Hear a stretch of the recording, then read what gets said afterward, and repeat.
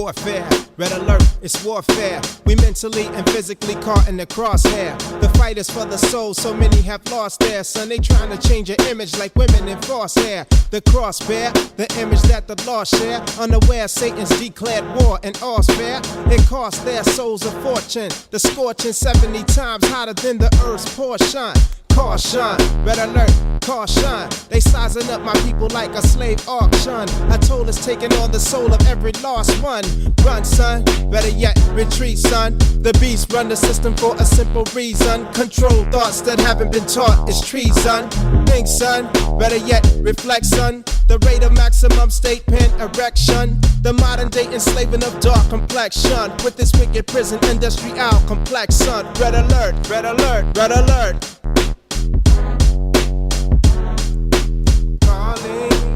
All I got to you, I'm calling. This is an urgent warning, because a storm is coming. Red alert, we don't need no more inequality. And we can't take no more police brutality. So when we see one time, only one thing's on our mind. Lock and load. Red alert, red alert, red alert. Red alert, 41 shots the Bronx heard, but still they let the murderers walk like clockwork. Damn if I don't wanna go make my Glock work like a slave to the rhythm of shots till cops heard. It's too late to convert when you're in the dirt facing your eternal damnation. It feel great when you send the devil back.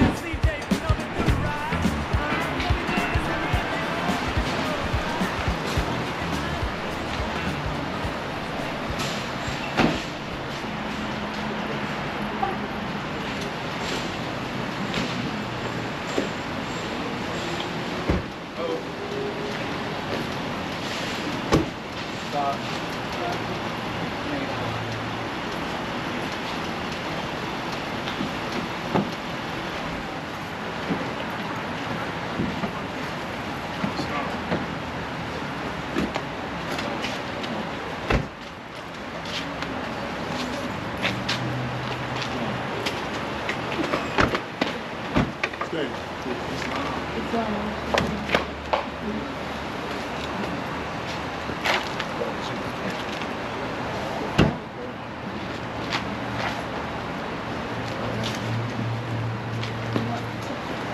Are you still filming? I don't think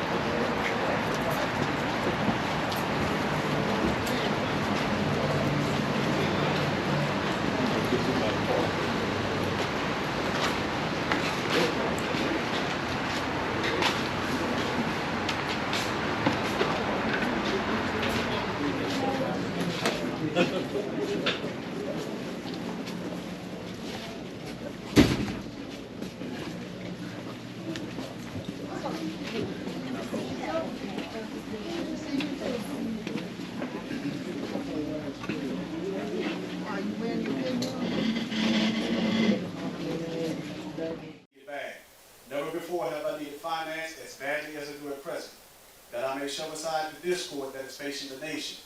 It all comes through jealousy because of my fame and nobility, quote unquote. The nations of the earth will not recognize the movement without me being the prophet being the head. It has been proven by my works in which I performed in the past few months, because I was at the governor's inauguration to represent the Maurice Divine National Movement, and I will be at the inauguration of President Hoover for the same cause, no Ali. The reason why that was spoken from the prophet himself is because him being a seer saw the infiltration that was taking place within our divine movement. So he entrusted a chosen few that had the sincerity and the dignity to keep the divinity of this movement together and alive, so that there would not be the corruption that's taking place now, as you see with the many divisions of operations that stem from this Moorish movement. One of the people that you know publicly is Charles Mosley Bay. And this is the reason why the AA 222141 was copyrighted in the Library of Congress. Another one is one that our illustrious Grand Sheikh Tarik Bey had the honor and the privilege to meet personally. So when Prophet Noble Ali was speaking this is what we're looking at now. We are the result of the divine work that was laid down by the prophet with the few faithful Moors that he chose in that time to keep this Moorish movement alive. So that's one of the things that you really want to take into consideration, is that when he spoke these words back then, this is what we're talking about right now. So as us being the faithful Moors now, we must continue to strive and push forward this Moorish divine movement without the corruption or the infiltration in it. Islam, with that I'll yield the floor, and I will turn it over to the Consul General, Lamont Maurice. Oh, pardon me. I would turn it over to our mother, Naila Inana Ino. Thank you very much. Thank you very much. Thank you for that. Let's come on, because a lot, he did that by heart. So we have a lot, we can read it, but to read it from just being able, because you've studied it and it becomes you, is another thing. And honors to you for that. I'm not going to be before you long. I just want to say, first of all, I want to welcome you to this event, to this presentation. I want to thank Brother Ali from Ali Productions for inviting me, albeit sort of late, but to host this. But I just wanted to say thank you, because many of you all are regular viewers of House of Reawakening Minds with Grand Sheikh Tarik Bey, or Office Hours with Dr. G, where yours truly hosts. And before you say it, yes, I am short, but I'm not really short. I'm just more down to earth than most people. I told Grand Sheikh as we were coming down here, I said, they're going to say, she's short. And I'm going to say, no, I'm just more down to earth than most people. But I walk tall, y'all. And I'm appreciative of having a brother in my life like Grand Sheikh Tarik Bey, who has been such he has taken House of Reawakening Minds and the vision that was given to me almost 11 years ago to another level. I also want to recognize and acknowledge Mother Delilah in the back, Pasiel, because she was one who in the beginning was regularly at the House of Reawakening Minds, videotaping and getting the information out out that you all, a lot of folks are still, those archival, those older videos before we started doing, what we're doing now. And so honors to her for her work. And I just want to say that I will be back to share a little bit of something, but because we are late getting started and y'all didn't come to hear me, I am going to get this presentation started as Brother Jill was about to do and bring on our own Brother Lamont Maurice Ill. Let's receive him. Islam.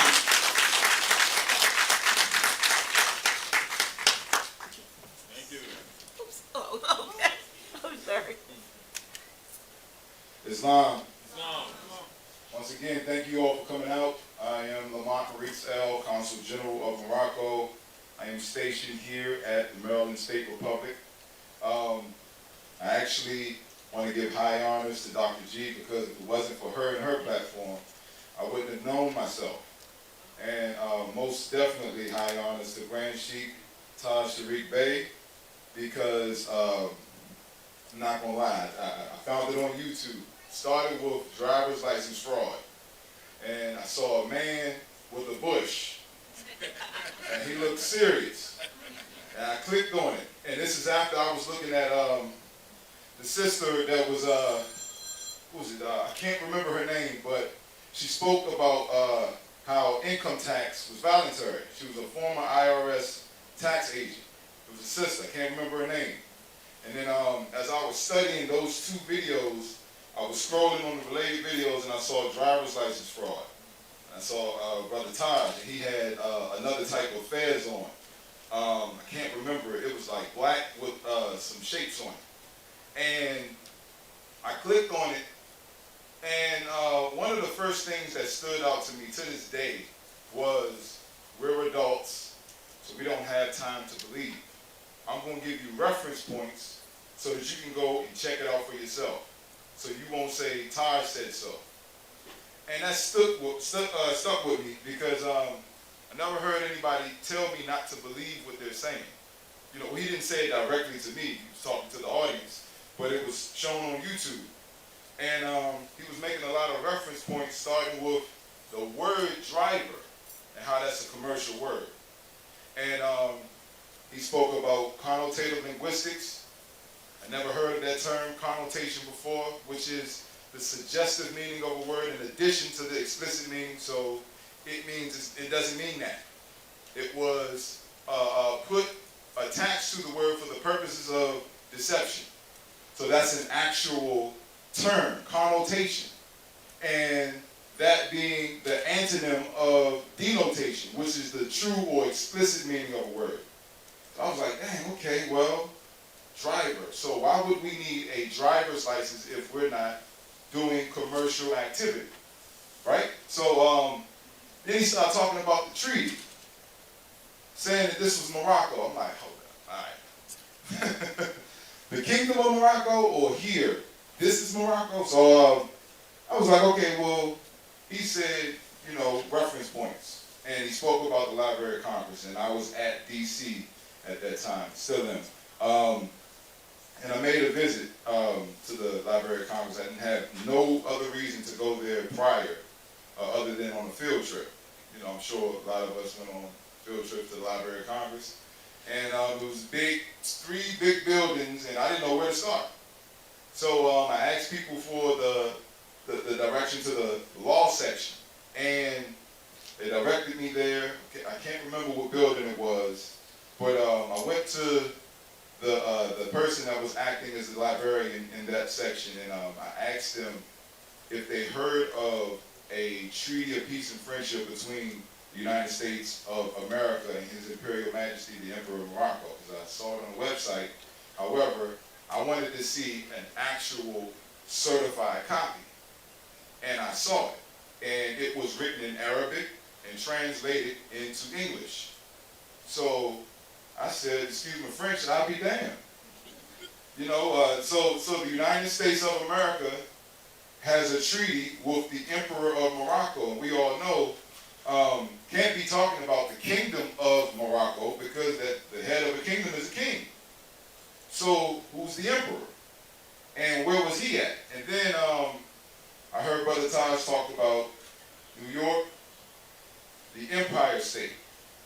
And I always wondered, why would they call New York the Empire State? They even have it on the tags, but they never gave an explanation as to why New York would be considered the Empire State. What else would it be considered the Empire State if the emperor himself wasn't stationed at New York? I mean, that makes sense. Otherwise, what is the empire called? So, of course, you know, you put two and two together. The emperor of Morocco being the head of the Moroccan Empire. And I read chapter 47 in the Holy Quran of the Moorish Science Temple of America, verse 6. It says, the Moabites from the land of Moab, who received permission from the pharaohs of Egypt to settle and inhabit northwest Africa, they were the founders. Words past tense. And then it says, and are the true possessors of the present Moroccan Empire. It said present. That's present tense. So that means we're still living among kingdoms and empires that never left. It's just that they took a specific class of people and mentally incorporated them. So now we think kings are presidents, right?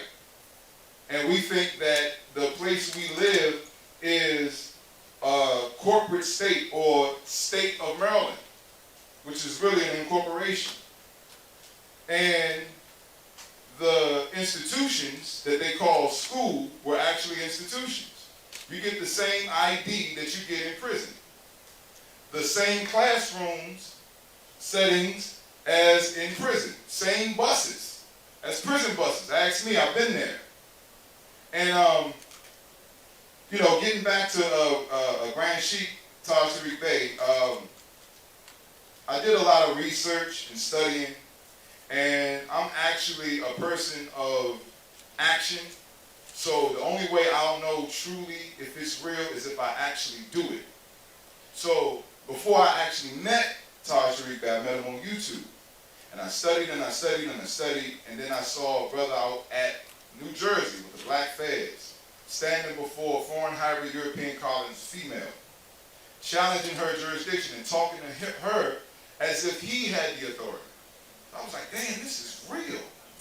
You know, we really are in our own land, right? And of course, you know, the people before us gave hints and clues, but you don't know it until you do it, until you be what you know. So I told myself, okay, 6 months from January to May, because my life date May 15th. And May 15th is when the driver's license expired, and that was when I actually took the time to let it expire and exercise my right to travel. So me, I don't want to give up too much information, but I'm a double Taurus, so like I said, man of action. So I went out looking to get pulled over, traveling with dead tags, no driver's license, no insurance, and a whole bunch of tickets. And when I did that, the first time, you know, they let me go because of the language I was speaking. I was like, well, you know, I'm not a U.S. citizen. I'm still waiting on my national tags to get here. But I know I have dead tags, you know, DC tags, they're dead. But I didn't want to ride around with no tags because then you all will pull me over thinking it's a stolen car. However, you need a search warrant. This is what I said. The first time I got pulled over, I was stuttering, my hands were sweating, all that. And I said, you need a search warrant, and furthermore, I'm not under you all's jurisdiction. And that policy enforcer said, well, we're just looking for guns. I was like, well, I ain't got no guns. He was like, all right, man, go ahead, you good. So he let me go. I was like, damn. So I didn't get a traffic ticket. I didn't get no summons to court, so that's what I was looking for. Long story short, because I don't want to take up too much time, because, you know, we were setting up, and it took a while for us to set up. Got pulled over, didn't get detained, they took my car, and had to come to court for a few tickets, but it was 2 traffic cases. They merged as one. This is DC Superior Court. And as soon as I started, like the first time I was scared. And I looked up on rvbaypublications.com and I found Mother Delilah's number. And I reached out to her. And she was my coach. Every time I went to court, she would give me this pep talk. You know, like, you know, this is your initiation. You said you want to be a Moorish American, right? You want to be yourself? Now you got to face that paper monster called the District of Columbia. Just know that it's not real. You're real. They're all pretending and hiding behind the mask. Then she told me about the story about the Wizard of Oz. I was like, damn, that makes sense. You got the big floating head with the two flames on both sides. What was that, Boaz and Jesse? And then just for the dog spelled backwards is God, to run over to the curtain, pull the curtain back, see just a little Caucasian man standing behind the curtain. Right? That's what the District of Columbia is. That's what the state of Maryland is. That's what the state of California, the Internal Revenue Services, the United States, all of these are illusions. They're the great Wizard of Oz. And behind the curtain is foreign hybrid European colonists. Right? And they never forgot that they were colonists. They know they colonized this land. Now, the thought came in my mind, it was like an epiphany.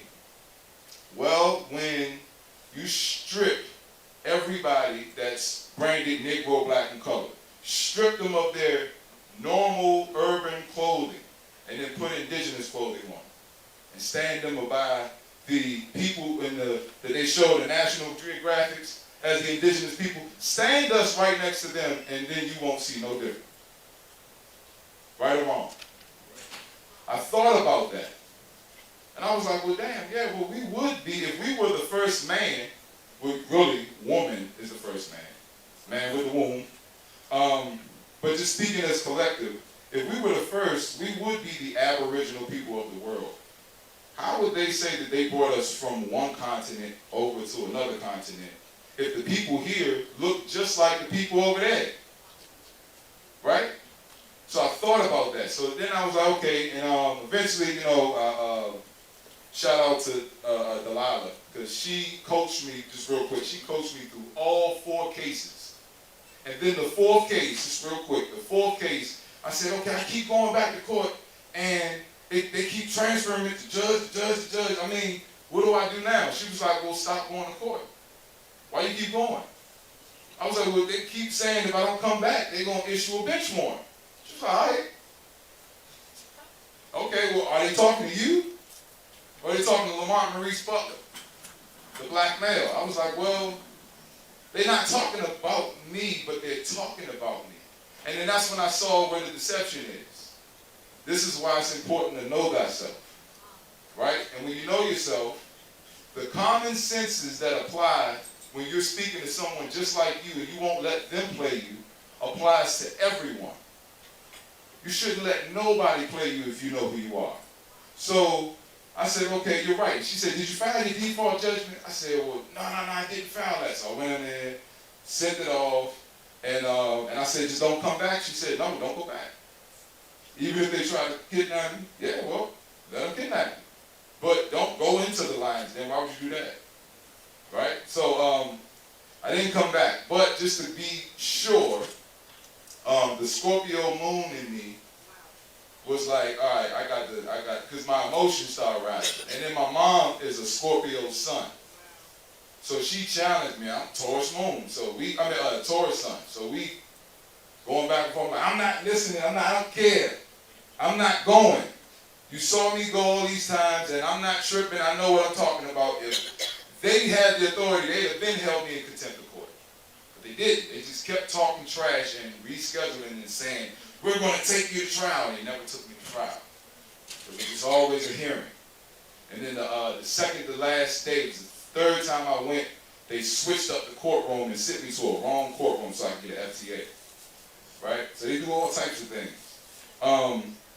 But the time I didn't go, I contacted what they call the judge's chambers, just to confirm that they got the default judgment and they know that I'm not supposed to go.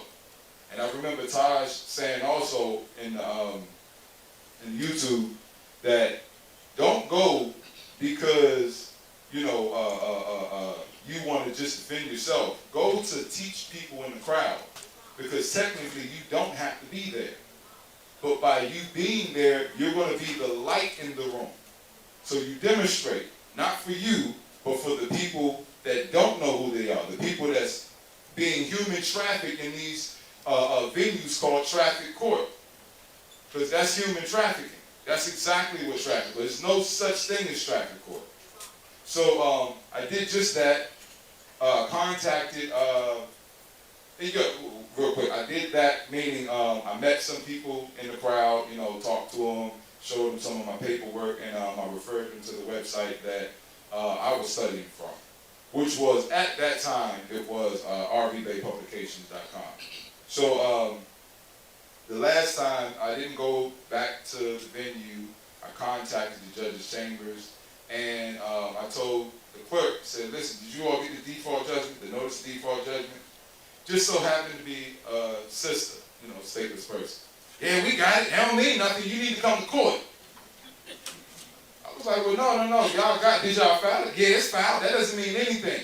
You need to come to court or else you're going to get a bench warrant. I was like, well, let me talk to the judge. You can't talk to the judge.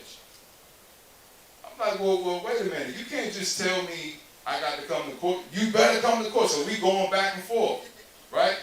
Now, my mother was on three-way. I was young at the time. I was 27. My mother was on three-way. She contacted them on three-way because I wanted her to hear that I didn't have to come to court. And the clerk was saying the opposite. So I'm like, damn, you're not, you know, doing your job. You're supposed to say I'm not coming back. I don't have to come back. No, you have to come back. So I'm going back and forth with this lady, and my mother chimed in. She said, no. He'll be there. Don't worry, he'll be there. Right? Scorpio moms, I love it. So I didn't come to court. You know, she, you know, gave me the third degree, and then I just rolled over. She went to court. She went to the venue. And of course, there was no one in there but the clerk. And the clerk told her, yeah, well, they called your son's case, he didn't come. She said, okay, well, what happened? She said, well, the state threw it out. She's like, what do you mean the state threw it out? Well, he didn't come, so he sent some paperwork in and they threw it out. She was like, well, so he's not going to get a bench warrant? He was like, well, no, they threw it out. Now, I love my mom because, and I think in some type of way she taught me this without teaching me this. She always likes to get receipts. She likes receipts. So she was like, okay, if he got to come and this case is dismissed, can I see some type of printout or something? He said, sure. Printed out, all the charges dismissed. Now, she came back home and she didn't want to tell me, you were right. She just stood there and looked at me. You know, and I actually forgot. I went to sleep, woke up, got some cereal. Then I started, went back on the website, started to study. She came in, she just stood right there. And I'm like, what's up? She was like, where's this paperwork that you filed? I was like, paper? What are you talking about? Oh, the case. What happened? I want to see that affidavit, default, whatever that is. Let me see that. I was like, well, I don't have it on me. It's on the thumb drive. She was like, well, can you go print it off from the library? I was like, yeah, sure, but what happened? She just looked at me and she was like, she don't like to admit for some reason. You know what I'm saying? I'm not talking trash to Scorpio. I'm just saying, sometimes y'all don't like admit. So, but I was like, so what happened? She was like, well, it's upstairs on the dining room table. And she just went upstairs, went up in the room. So I ran upstairs and looked on the dining room table, and it said, failure to obey, dismiss, no permit, which is license, dismiss, improper tags, dismiss, case dismissed. And then under that, it said file, affidavit of fact, notice of default judgment. I was like, wait a minute, so it's dismissed? I ran upstairs, knocked on the door. So it's over? They told you it was over? You got the paper. Like, you don't want to just say what? All right. So I was excited, and then the following week, I came to the Everlasting Life Center right here. And at that time, the front of the room was right here. Remember? Yeah. And there was a long table, and the brother was hosting. His name was Haru. And as Taj was speaking, Peru whispered to Taj saying, he wanted me to come up and, tell what happened in the case the prior week. So I came up, showed my paperwork, and I announced that the case was dismissed. And everybody, clapped and all of that. That's actually on the, that class from 2012, March, is on the YouTube channel, Enforce the Constitution. And that was the first time I actually spoke next to our Grand Sheik, Brother Tarik. I felt really proud. But I also thought that I was catching up with everyone. I thought that everybody in the movement was traveling without a driver's license. I actually thought also that the Moorish sign symbol of America, when I heard temple, because it's different from here in church, I heard temple, I was thinking of something greater. I was thinking about the Taj Mahal, and you know what I'm saying, some big royal thing, and Grand Sheiks pulling up in Rolls Royces because this is our land and we're royal, we're the nobility, and because I researched sheiks and Moors and noble families around the world, and that's what I saw. Not saying that, I was trying to be materialistic, but why wouldn't you live as a noble heir? Why wouldn't you want to look your best at all times? So when I went to the Moorish sign symbol of America at DC, I'm not going to put the specific one, I saw a rundown house. And I couldn't go through the front door, I had to go through the back door. And this is 2012. We had flat screens back in 2012. It was a big bubble screen, fold out chairs, and then, Noble Drew Ali was spoken as if he was Jesus, someone to be worshipped. And these sheiks was talking like preachers. So I was confused. So I sat throughout the meeting, and then after the meeting was over, I asked, well, so when do you all go over civics? Right?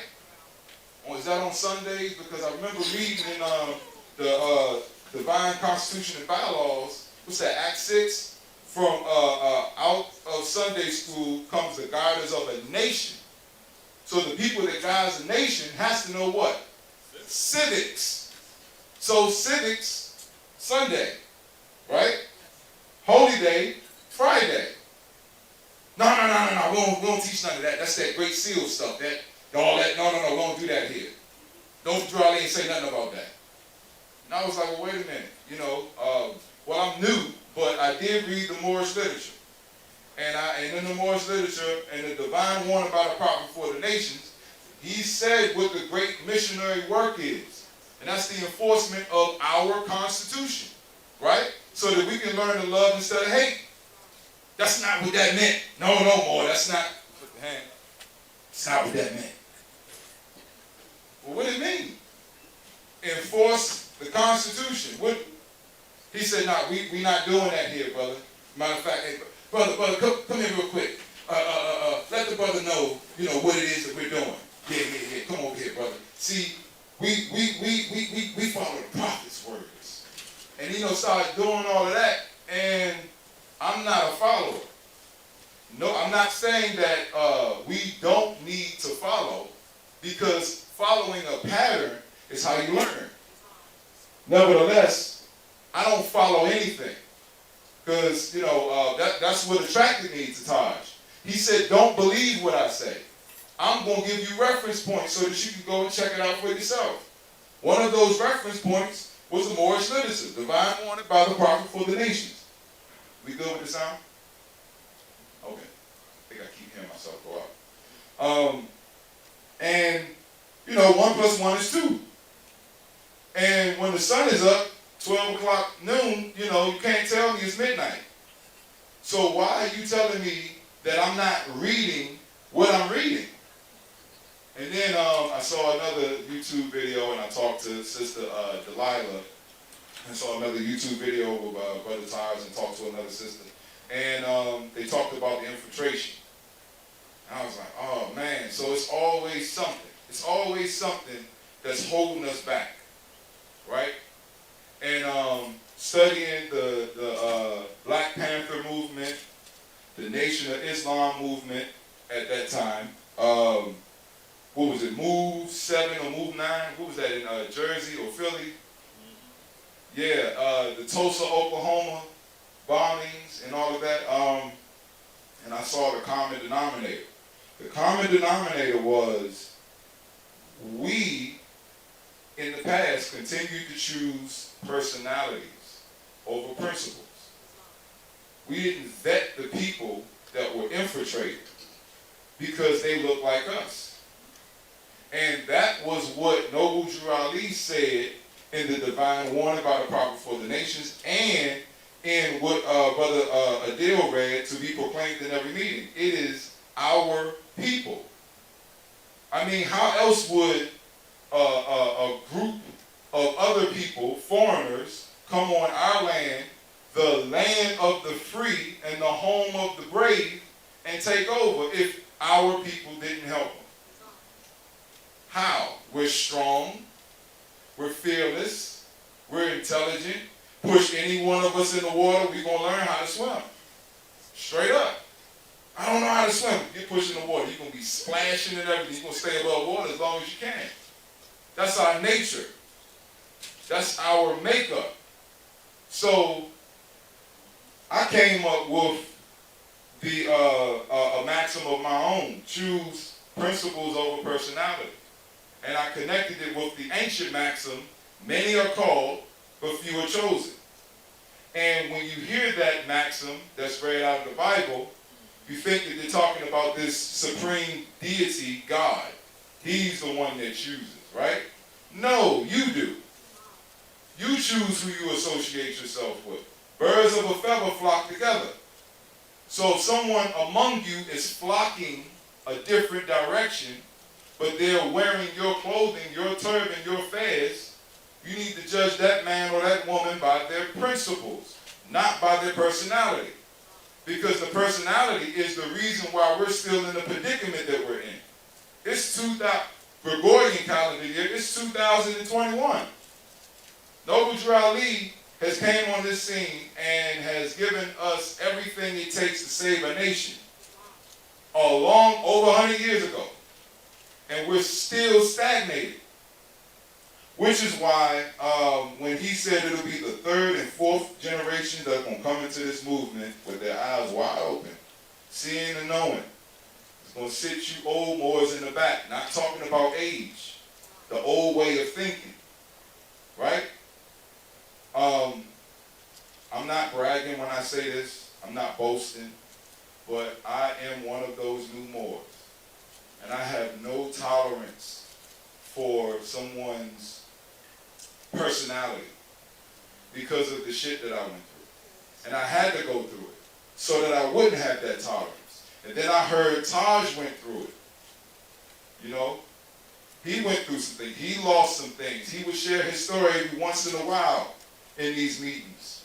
And while I was going through the fire, which is what Noble Drew Ali said, some of the good Moors was going to be, I'm take some of my good Moors through the fire. Right? I was one of them. I went through the fire. If you all know about the Montgomery County Mansion case in 2013, that case was dismissed for lack of jurisdiction. They didn't talk about that. They talked about everything leading up to sentencing. They didn't talk, all of the reporters was in the case, in the courtroom. No, not one of them talked about, yeah, it was dismissed. They overturned all the charges.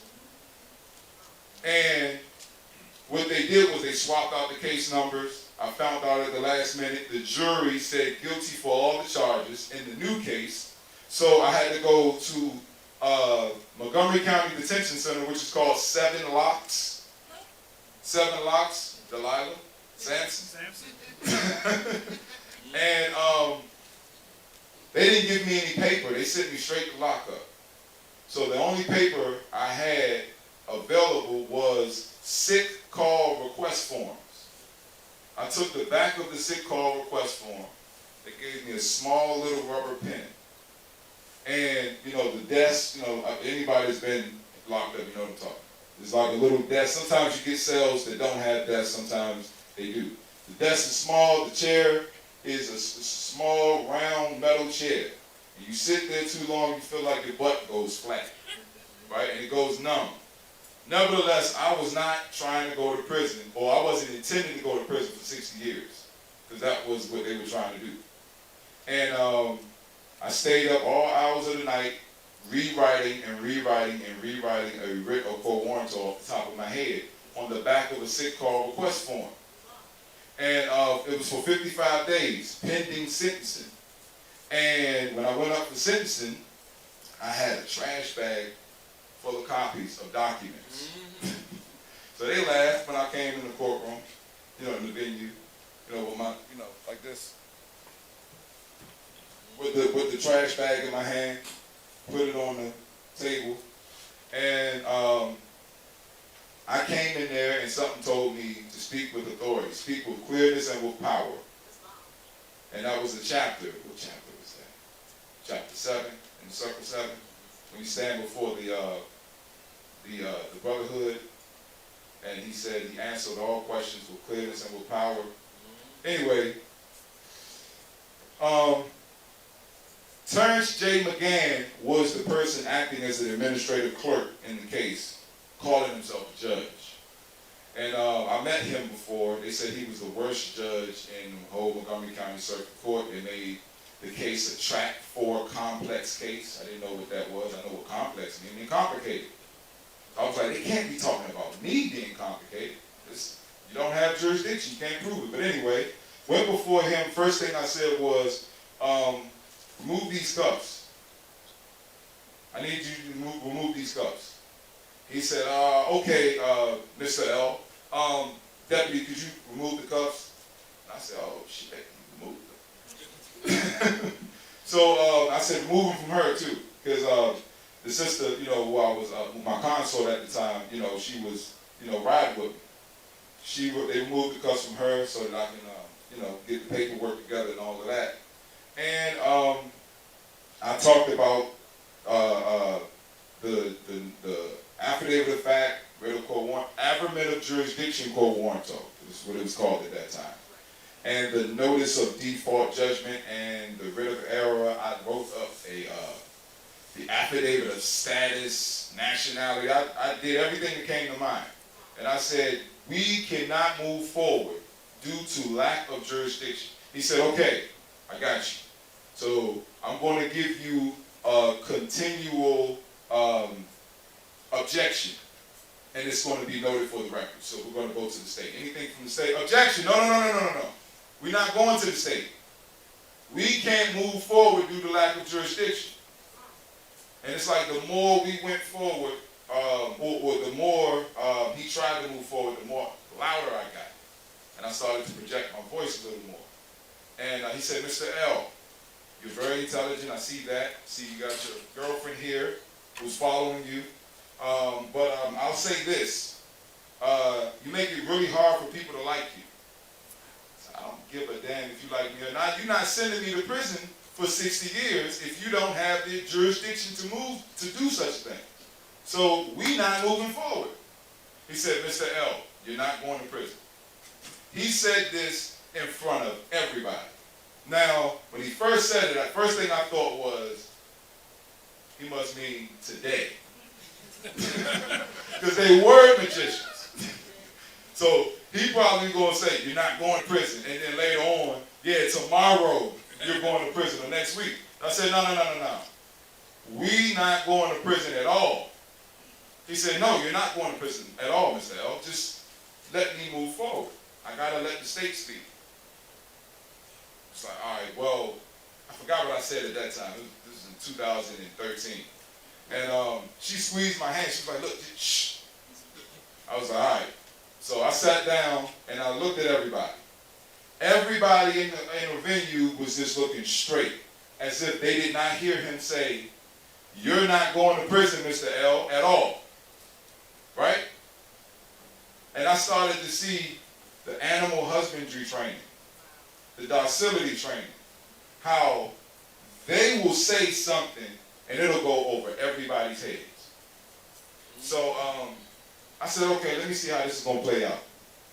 And I'm going to get the transcripts and I'm going to upload them on YouTube. Hopefully, you know, now that I've said that, they probably won't give it to me. But I'll try anyway. But they moved forward, you know, the state's attorney said, Your Honor, he also illegally purchased a Lamborghini. He tried to file whistleblower forms against, you know, tax forms against Your Honor and the state and all of the employees of the state, and he's filing fraudulent documents. And McGann was like, wait a minute, you said he illegally purchased a Lamborghini, how did he do that? He said, well, Your Honor, he used fraudulent documents to do so. She's like, well, was it purchased? He said he illegally purchased it. She was like, well, yes, Your Honor, but it was fraudulent. He said, well, if it was purchased, then that can't be fraud. And what does that have to do with this case? She didn't say anything. He said, okay, well, we're moving forward. So one by one, you know, with the charges, you know, they was just, so you said he stole a $9 million mansion. How did he do that? He stole it. Well, yes, Your Honor, he used fraudulent documentation. He's like, well, nah, that does not, the charge doesn't match the crime. You're saying that these two individuals went into a vacant home.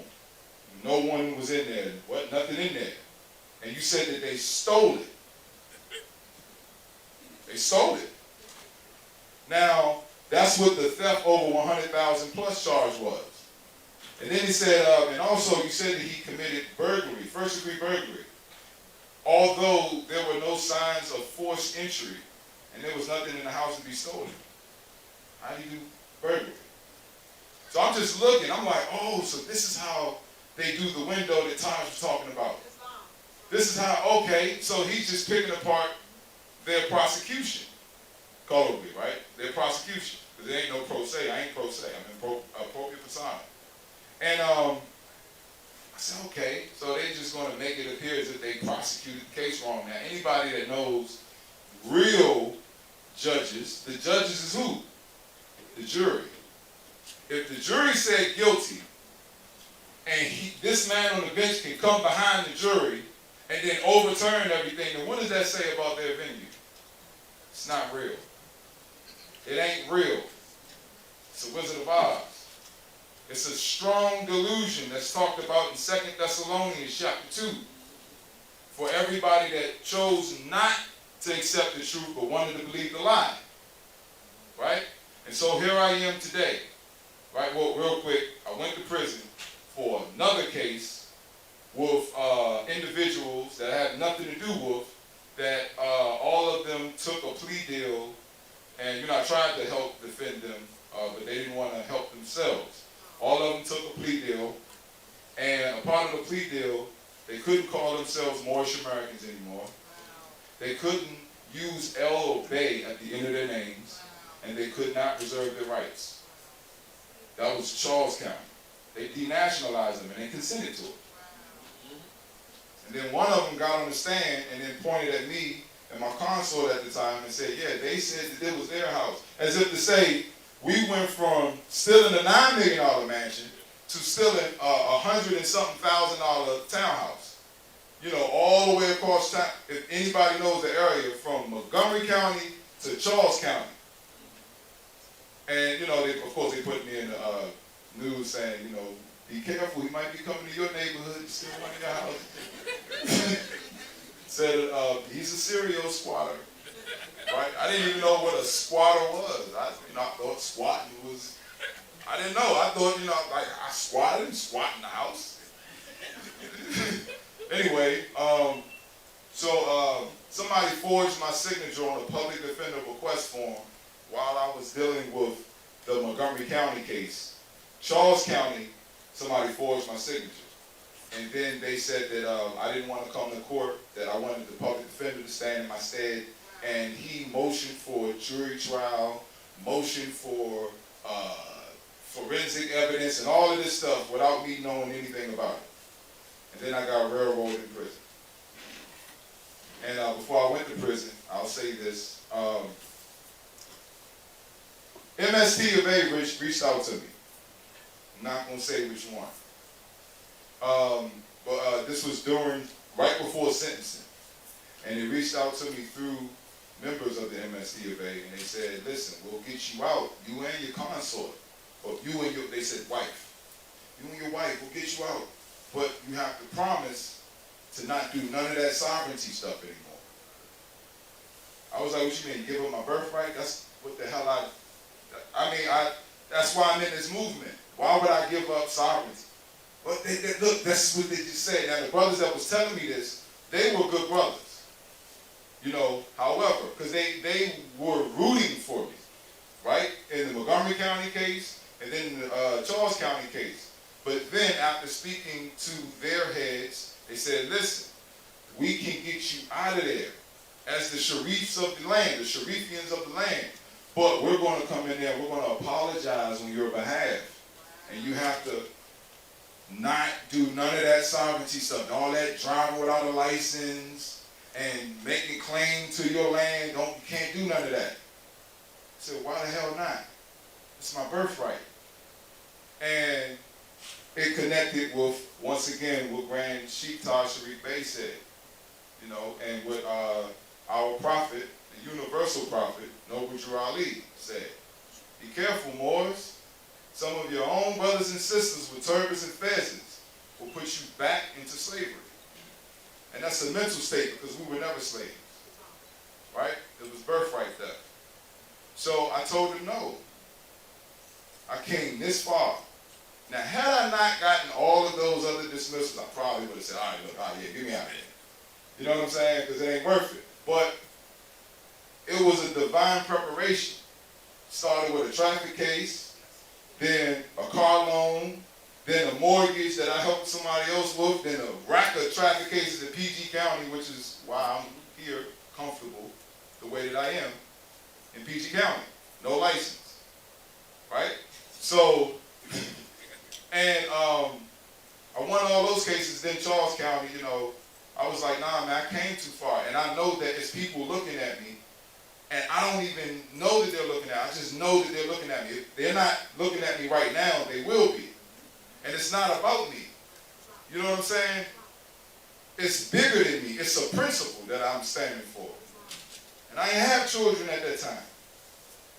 But I knew that I was on this planet more than, or for a greater purpose than a 9-to-5 Job.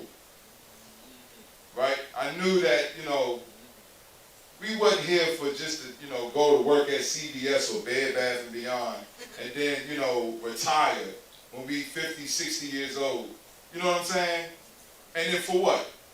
To benefit who? Somebody else's ideas. Cardinal customs and merely ideas of men that have never done us any good but have always harmed us.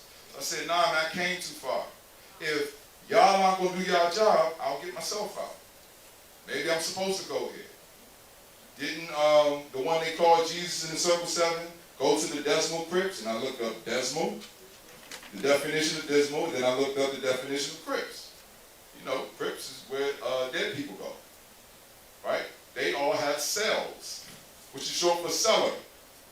So I said, yeah, I'm good. Oh, come on, brother, we need you a soldier. We need you out here. I came too far. So if I'm supposed to go to the dungeons, I'm going to go to the dungeons. And I'm going to get myself out. And that's what happened. They sent me to the dungeons, 20 years, all suspended for 10. And it wasn't the dungeons, actually. It was law school. Because as a man thinketh, so is he. So it was law school. It was law school. Not just law school. No. I learned due process of law in prison. I learned commercial transactions in prison. I don't know if you all know about green dots, but when somebody goes to 7-Eleven, just real quick, go to 7-Eleven, pay for a $50 green dot or PayPal or whatever, then, you know, you call the person, they like, yeah, man, what's the numbers? You write down the numbers on a little piece of paper, and then you rip off the piece of paper, and you go negotiate that piece of paper for some candy or, you know, whatever commissary, or, you know, some people bought drugs. I didn't. I'm good. I don't need that. And plus, you know, you hear how they get it in there. It's real. So, but I like commissary, you know what I'm saying? So I was like, oh, so that little piece of paper with a strip of numbers, that's a negotiable instrument. And I looked up the definition of negotiable instrument. Then I saw people put liens on people for an unpaid debt. The lien would be, all right, since you ain't paid your debt, I'm going in the cell. I'm taking his CV, taking his radio, taking his bag of commissary till you pay me back. Walk up out of there. Or you're going to get stabbed up. That was the way they leaned. Or liquidate. These are commercial terms. I was like, damn, so this is due process of law. The process of law. Notice an opportunity to be heard. And then, if there's a dispute, then you go before a court having the power to hear and determine the case. Well, when it came to gangs, they will go to their higher-ups if one of the two brothers are beefing or have a dispute, or if they have a dispute with another gang. The higher-ups, their court, would speak it out and determine what's going to happen. I'm like, damn. And then some of the brothers Pyru or Blood came to speak to me. You know, they were high in rank. And they was like, brother, I see what you're doing, man. You a general for real. You teaching people law. And I was like, well, you know, I'm seeing what y'all doing. Y'all are organized. That's why they so scared of y'all. They're the real gangs. Y'all just organized. And y'all don't take no shit.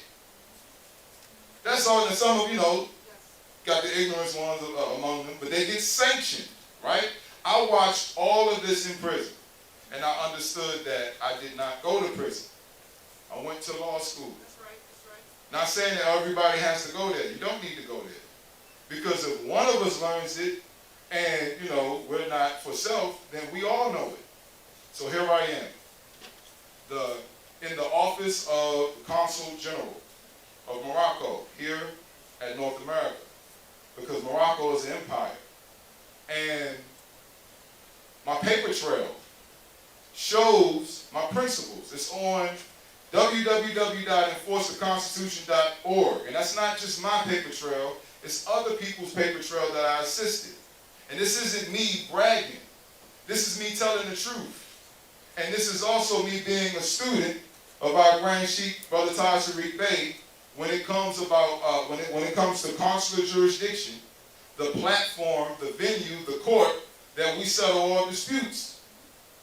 And I realized that, oh, we keep running to them for court, running to them for remedy. When in actuality, they're pretending to be us. They're pretending to be a court. That's what court means. You go to court in the Black's Law Dictionary, 4th edition, under international law.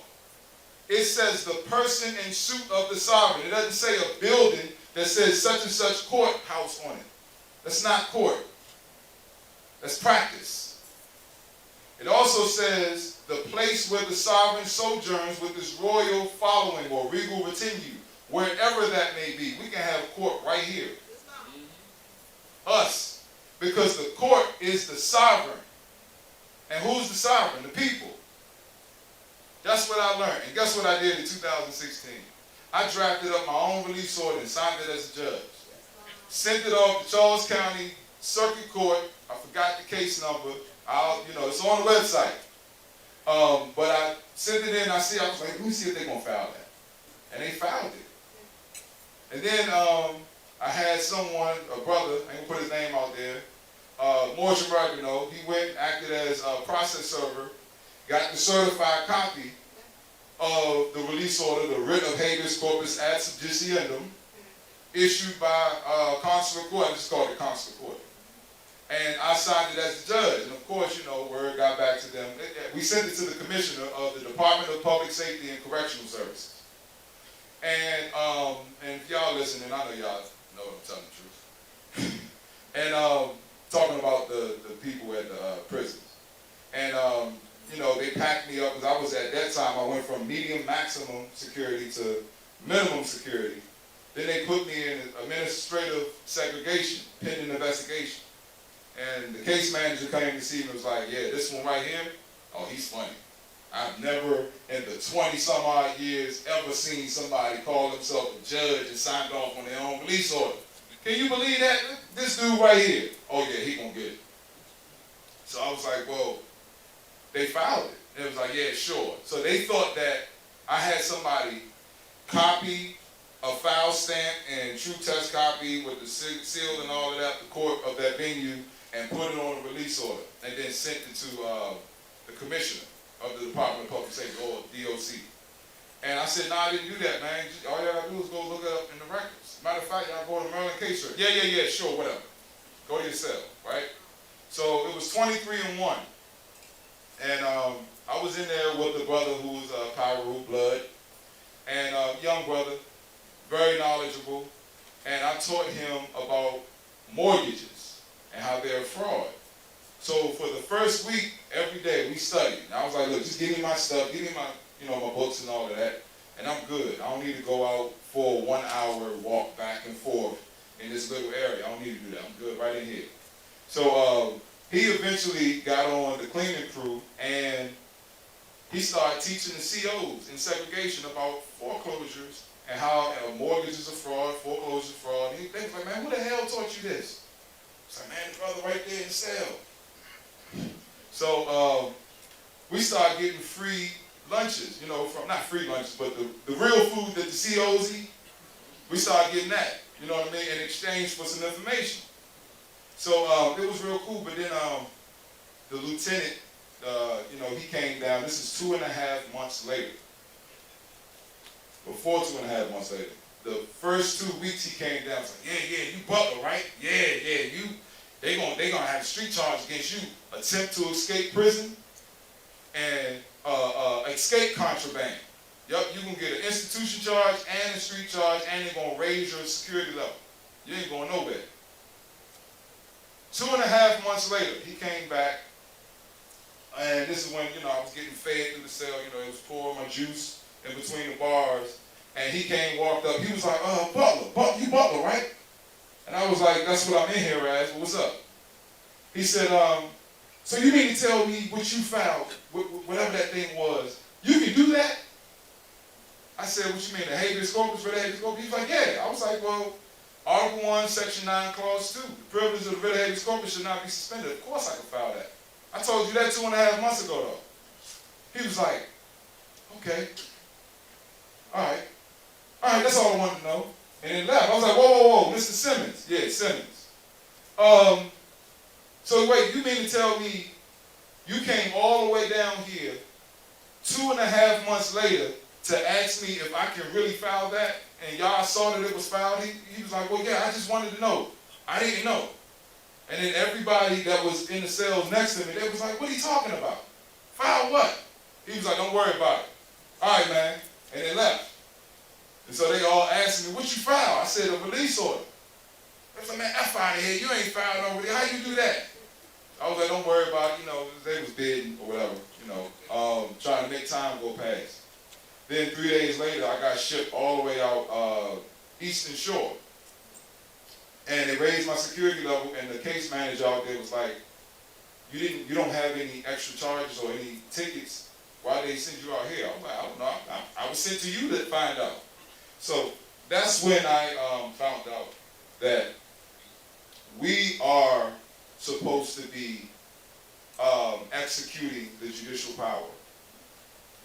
Per the 10th Amendment, the powers not delegated to the United States by the Constitution, nor prohibited by it to the states, are reserved to the states respectively, or to the people. The states respectively, meaning in honor, meaning in a republican form of government, per Article 4, Section 4 of the Constitution for the United States of North America.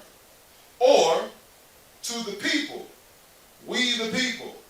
So if the power was not delegated to this individual claiming to be a judge, that power belongs to you. Always did. Islam. And we've been running to the people that were not delegated these powers to execute a power that they don't have. And they never did, because they don't have it. And then when I did it, just to see what happens, case dismissed. See it again? Case dismissed. So we had the power this whole time? This whole time. And that's because we didn't know how to read. That's also because they trained us under animal husbandry, as Grand Sheikh Tarik Bey pointed out. Animal husbandry, that's docility training. That's for you to be docile and passive and to just go with the flow. And when in Rome, do as Romans do. We ain't in no damn Rome. Everybody that said that to me. We not in Rome. This ain't Rome. And even Rome belonged to us. It's called Roma. Look that up. So, I'm here standing in front of you today, not dead. Because everybody, oh man, they going to kill you. You know too much. You going to die. They going to kill you. Well, still alive. And I think, no, I ain't going to say I think, I know it's because the principles is what kept me alive. Not just love, truth, peace, freedom, and justice. Those are the highest principles known to man. But the principles in the Constitution for the United States of North America is ancient. The principles, the commercial principles, and the friendship principles in the Treaty of Peace and Friendship of 1787, superseded in 1836, are ancient. The principles of trade, it's ancient. And most importantly, your common sense, that's ancient. Those are principles. And the common senses are smell, taste, touch, hearing, sight, intuition, and what? Insight. What you think you holding up when you facing the east? Right? You're holding up principles. You're holding up common sense, which is where common law derived from. Common law derived from common sense and is common to all. We all have it.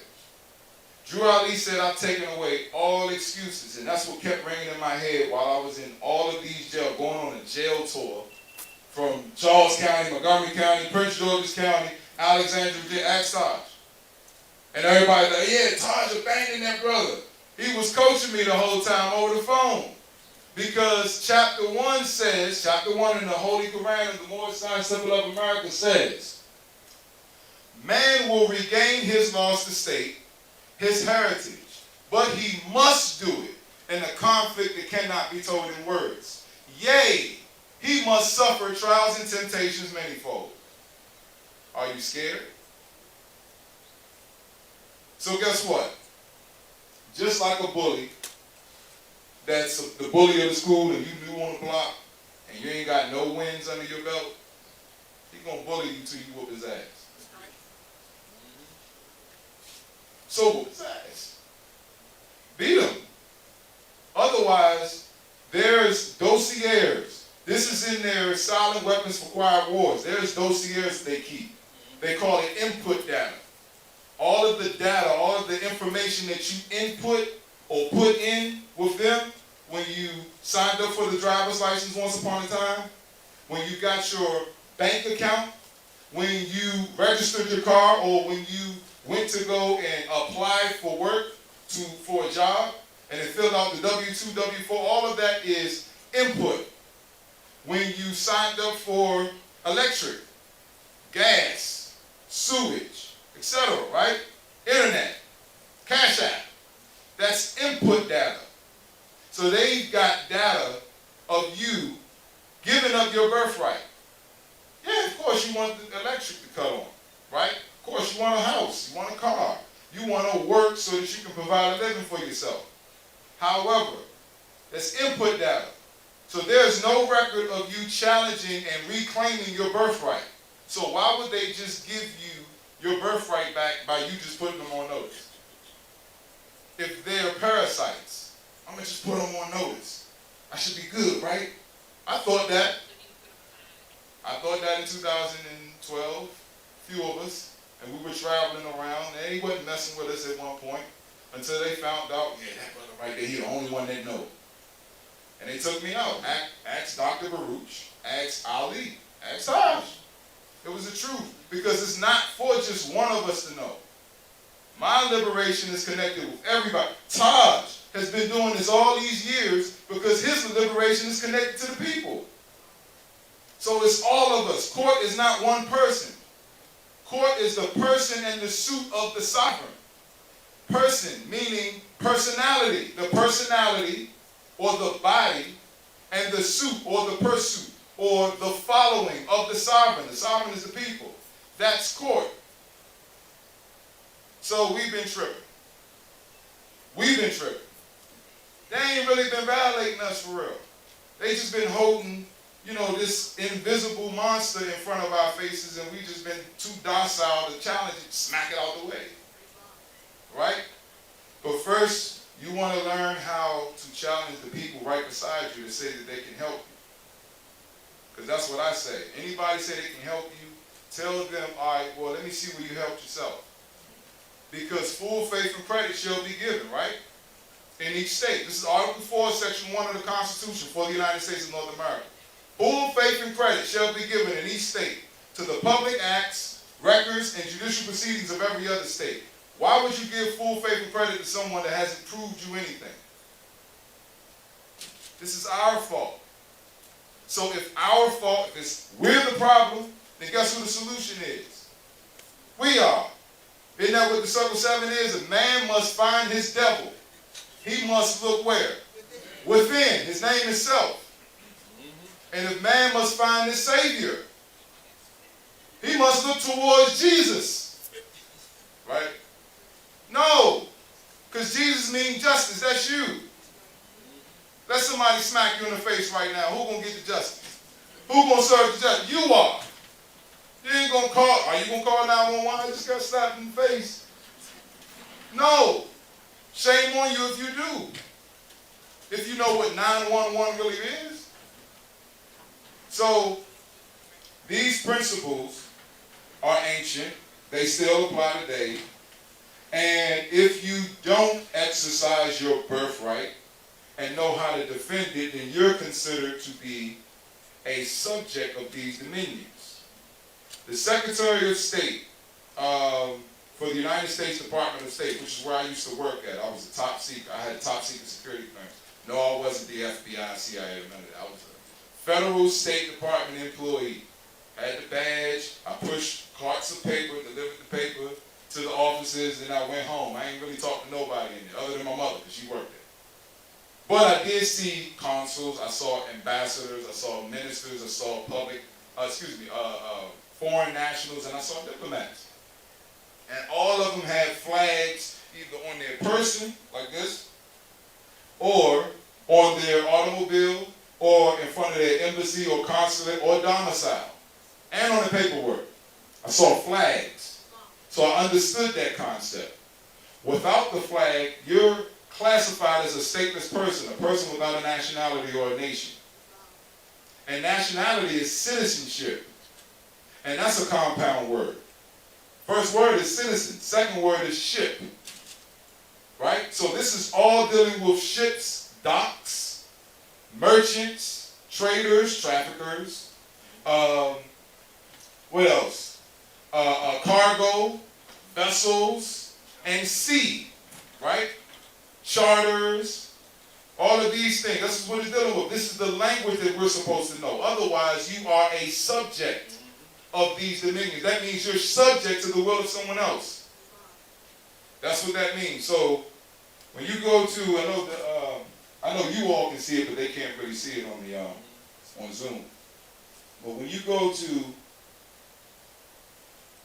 the Treaty of Peace and Friendship, this is 1836, Library of Congress, right? So see, it's not fake, it's not made up. Everybody, oh, that's not the real. That ain't how you know that that's real. Whatever. Article 6. And look what it says. The first part. If any more shall bring citizens of the United States or their effects to his majesty, the citizens shall immediately be set at liberty and the effects restored. And, in like manner, first, that means Moors was making citizens of the United States slaves. Right? Tells you this. Now you see why they hid this document. They ain't tell you about it in history school. Then it says, and in like manner, if any more, not a subject of these dominions. What dominions? The dominions of the Moroccan Empire. The Emperor of Morocco speaking. Any more, not a subject of these dominions, shall make prize. That's booty and prize. That is to be condemned as enemy's property.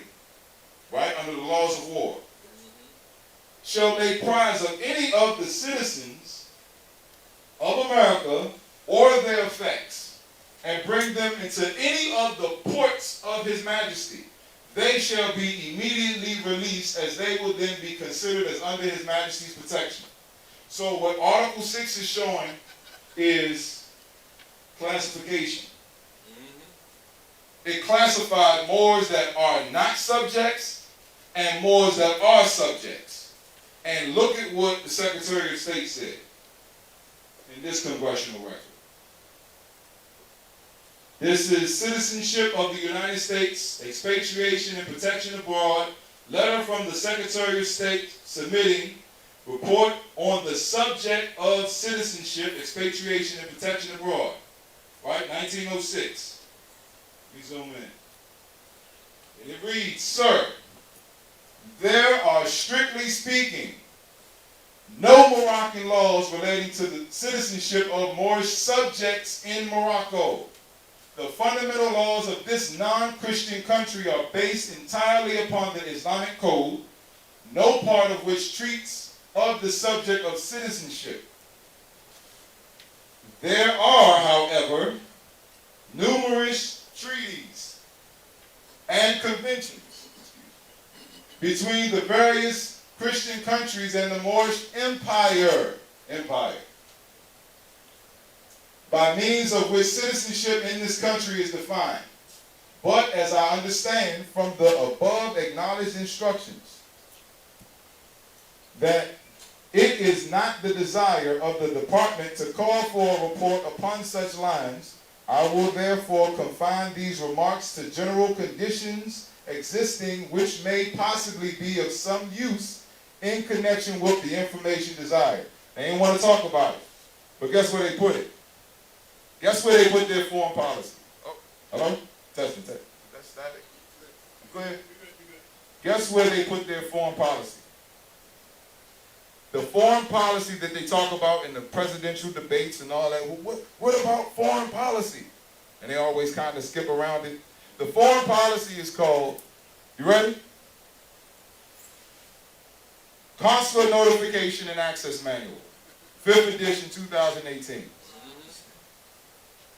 That is the instructions for all de facto federal, state, and local law enforcement agencies. This is what it looks like. This is not for you to enforce.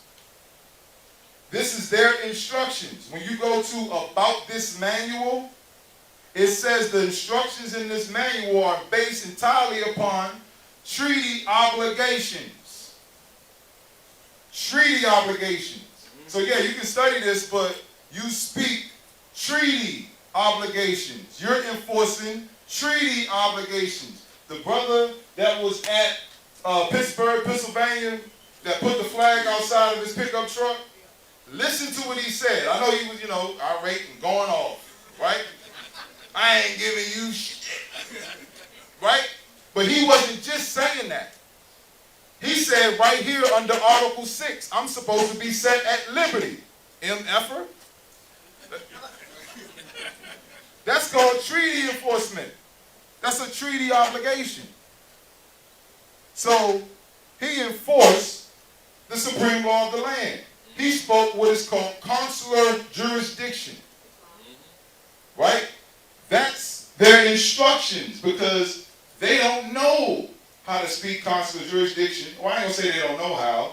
They don't have the authority to. They don't have consular jurisdiction. They gave it up in 1956 on purpose. Consular jurisdiction, what is it? Consul is the first word in consular. So you got to know what the word consul means. That is an officer of a commercial character appointed by a nation, which is the people, to reside at or in the territory of another jurisdiction. Not just in the territory, you can also be at the territory. Aren't attorneys at law? It's like being at the door. If you ain't going in it, you at there, you at law. So they're not lawful. We are right now at the Maryland State Republic. We're not in the Maryland State Republic. That's a jurisdiction that our forefathers chartered for them, the foreign hybrid European colonists, to give allegiance to. They had to give allegiance to what we chartered, because we are who our forefathers were. You already said it. It's called reincarnation. We went docile. So, I ain't gonna lie, he woke me up. He agitated me. Tarik Bay. And he said, I'm agitating you all. That's my job. I'm a fisher of men. So I'll bring them, and I'm going to agitate them, but then you got to do something about it. Not just me, but we have to do something about it. So I got agitated once I seen what this was. Consular jurisdiction. So the purpose of consul is to protect the interests of the nationals that are doing business and trade at that specific jurisdiction. So that means consul enforces treaty. Then you have jurisdiction. The first word, this compound word. Juris, that means of right or of law. Diction is speech or language. So jurisdiction could be law, language. Consular jurisdiction, treaty, law, language.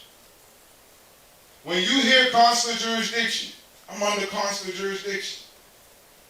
You're saying you're under treaty, law, language. So that means you speak the language of the treaty. That means you study the treaty. All right? Study the treaty. Guess what's part of that treaty? The Constitution for the United States of North America. That's an international document too. I.e., that's a treaty.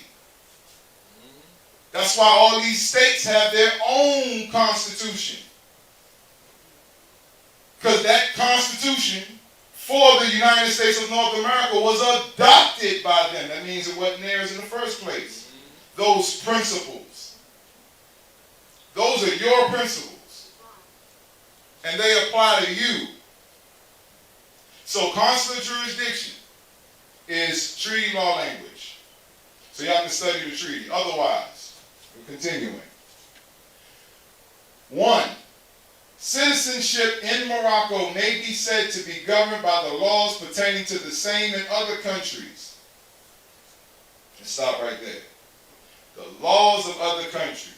We can go to the Universal Declaration of Human Rights. Article 15, 1 and 2. Everyone has a right to a nationality. No one shall be arbitrarily deprived of his nationality, nor denied the right to change his nationality. That is a law governed in other countries in regards to citizenship, because it talks about nationality.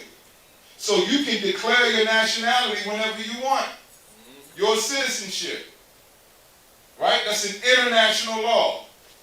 Then it says, with the exception that all persons residing in Morocco who cannot prove foreign citizenship or protection are considered ipso jure by the course of the law as Moorish subjects per Article 6.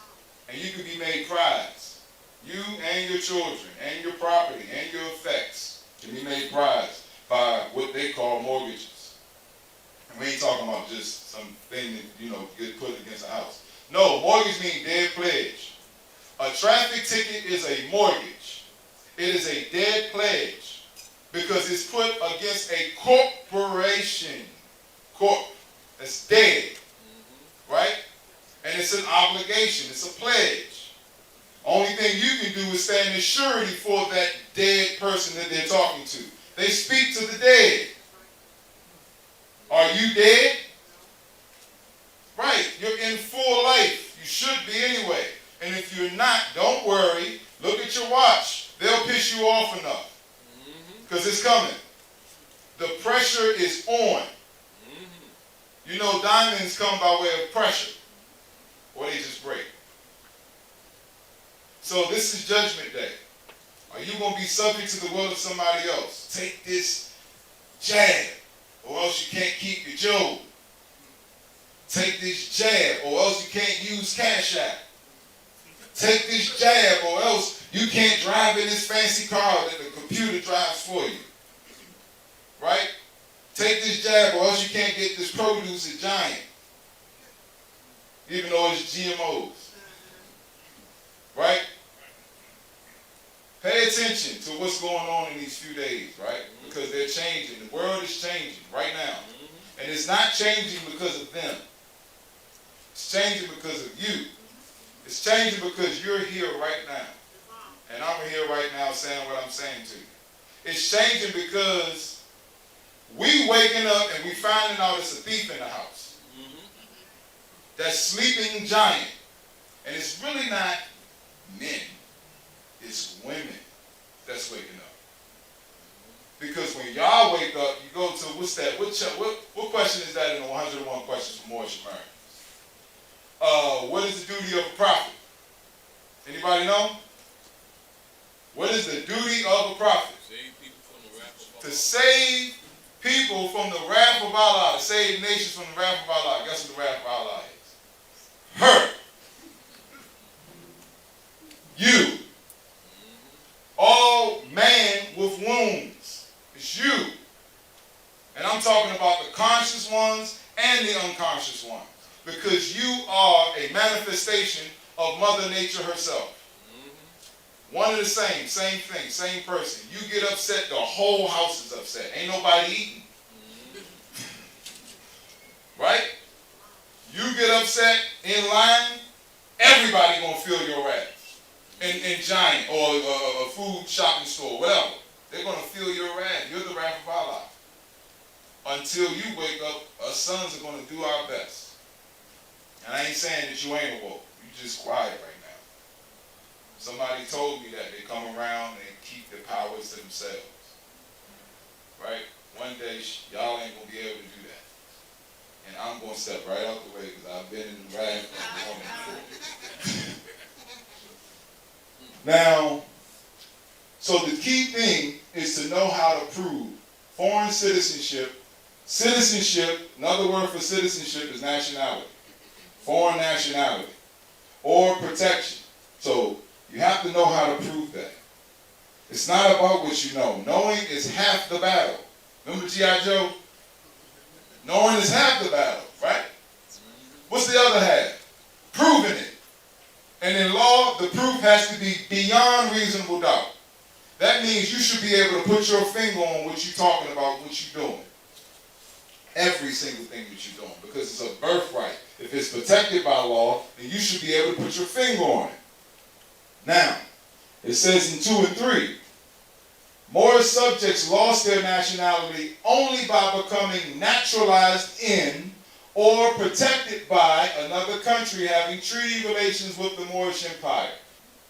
So, you already know, all Moors that are outside of the borders of what is known as North America come to North America and they study and they do the actions of the DAR manual, Daughters of American Revolution. When you go to the naturalization process, they have to take an oath. It's in the DAR manual. On the website, I got it up there. Under study materials for Moors, look for a DAR manual for citizenship. And then look for the oath that has to be taken. And then it also says, you are not a German American. You are not an English American or a Chinese American or any other hyphenated American. You are an American, and American is written in all caps. Talking about the dead. So that's called naturalization. Under color of law, because it's not naturalization. Only the sovereign can naturalize. And then it says, or protected by another country, right? Having treaty with the Moroccan Empire or Moorish Empire. Let's go to Article 20 of the treaty.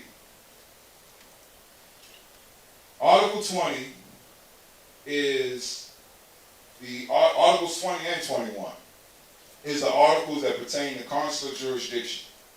Article 20 says, if any citizen, if any of the citizens of the United States or any persons under their protection, right? Moorish subjects lost their citizenship or nationality when naturalized in or under the protection of Another nation having a treaty with the Moroccan Empire, right? If any citizen of the United States or any persons under their protection, like people that are in prison or people that have a driver's license, right?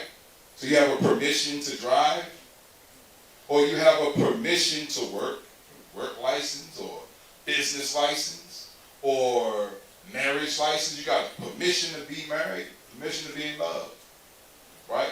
Or permission to be handicapped, the handicap permit. You can't be handicapped unless you got permission, right? You're under the protection of a citizen of the United States and you lost your nationality. However, it says, shall have any disputes with each other, meaning controversy, meaning disagreements. Who decides? The consul shall decide between the parties. And whenever the consul shall require any aid or assistance from our government to enforce his decisions, it shall be immediately granted to him. So if the consul decides, the consul adjudicates. The consul exercises what is called judicial power. That's the power to interpret and apply the law. So the consul has to know how to read. Right? Everybody that's, I'm consul. Cool. That's a treaty right. You know how to interpret and apply the law? Have you? You should. All you got to do is know how to read and then apply it. Be what you know. That's the judicial power. And then it says, and whenever the consul shall require aid or assistance from our government. This is the Emperor of Morocco talking. Our government. If you want to know what our government is, go to chapter 47 in the Holy Quran of the Moorish Scientific of America, verse 6 and 7. 7 says, their dominions and inhabitations extended from northeast to southwest Africa, across the Great Atlantis, even into the present North, South, and Central America, and also Mexico and the Atlantis Islands before the Great Earthquake, which caused the Great Atlantic Ocean. That is our government. For everybody that thought Article 20 was talking about the United States of America, wrong. Wrong. You're not wrong. The concept was wrong. That was wrong. That was incorrect. Our government is the Moroccan Empire, which is several kingdoms and nations within this empire. And it still stands. And that civilized community still holds to the principles. Guess who allegedly bought up the debt? Our government. Did y'all know that? China, what they call China, the Manchurian nations, right? The so-called Middle East that ain't the Middle East. You know, they made us think that was the Middle. What the hell is the Middle East? I thought East was East. Right? So, it's our government. How do you communicate to those different body politics? Through what is called consular jurisdiction. You contact their consulate. You contact their embassy. But if you don't speak the language, they're not going to speak to you. Because that's principles. You can't go to them and say, you know what I mean. You know what I mean. No, you got to say what you mean and mean what you say. And then be what you know. And know you being it. Right? Otherwise, you won't get any aid or assistance because it's principles. It's not personal. This is for your growth and development. The tests, the trials, the tribulations that you go through is actually school. Not the institution that got the word school on it. The building that got school, elementary school. That's not elementary school. Elementary school is the school of the elements. You're studying the elements. When you go to university, you're supposed to be studying the universe. But they got you going to university studying some other stuff. Right? Here's what it is. You got to pay attention. So, Article 21 shows you the diversity of citizenship. if a citizen of the United States shall kill or wound a Moor. They just told you right there, Moors ain't citizens of the United States. Dred Scott decision told you. Moors can't be citizens. Right? But it says it right there in the treaty. This is consular jurisdiction, by the way. I'll remind you. Or, on the contrary, if a Moor shall kill or wound a citizen of the United States, the law of the country shall take place, and equal justice shall be rendered. The consul assisting at the trial. They're talking about consular court. And consular court isn't just, oh yeah, that's the court that the hybrid colonists came over and they was able to establish a court within the Moroccan Empire. Okay, when they had their consuls, who was speaking on our behalf? Consul, public minister. It wouldn't be an ambassador because this is our land, so we don't have embassies on our own land. Look up what the definition of embassy is. Look up the duty of an ambassador. You'll see that. But we have ministers, we have consuls, because we're on a mission. This is a missionary work. Look up missionary. Look that up, because those are government terms. Those are terms that come from civics. You'll learn that from civics. That's why they took it out of school. And that's why Taj said it. Like, look, it's not in school for a reason. It's not taught in churches for a reason. It's not taught in the Moorish Science of America for a reason. Think about it. Because how can someone go to a venue called court and stand in front of their, in their desk, this is your desk, no, if you have you on the right side, left side sometimes. It's your desk, right? You stand there, you got your attorney. Then you got the state's attorney. And probably, the assistant state or whatever. But when it's time for everybody to sit down, you have a seat.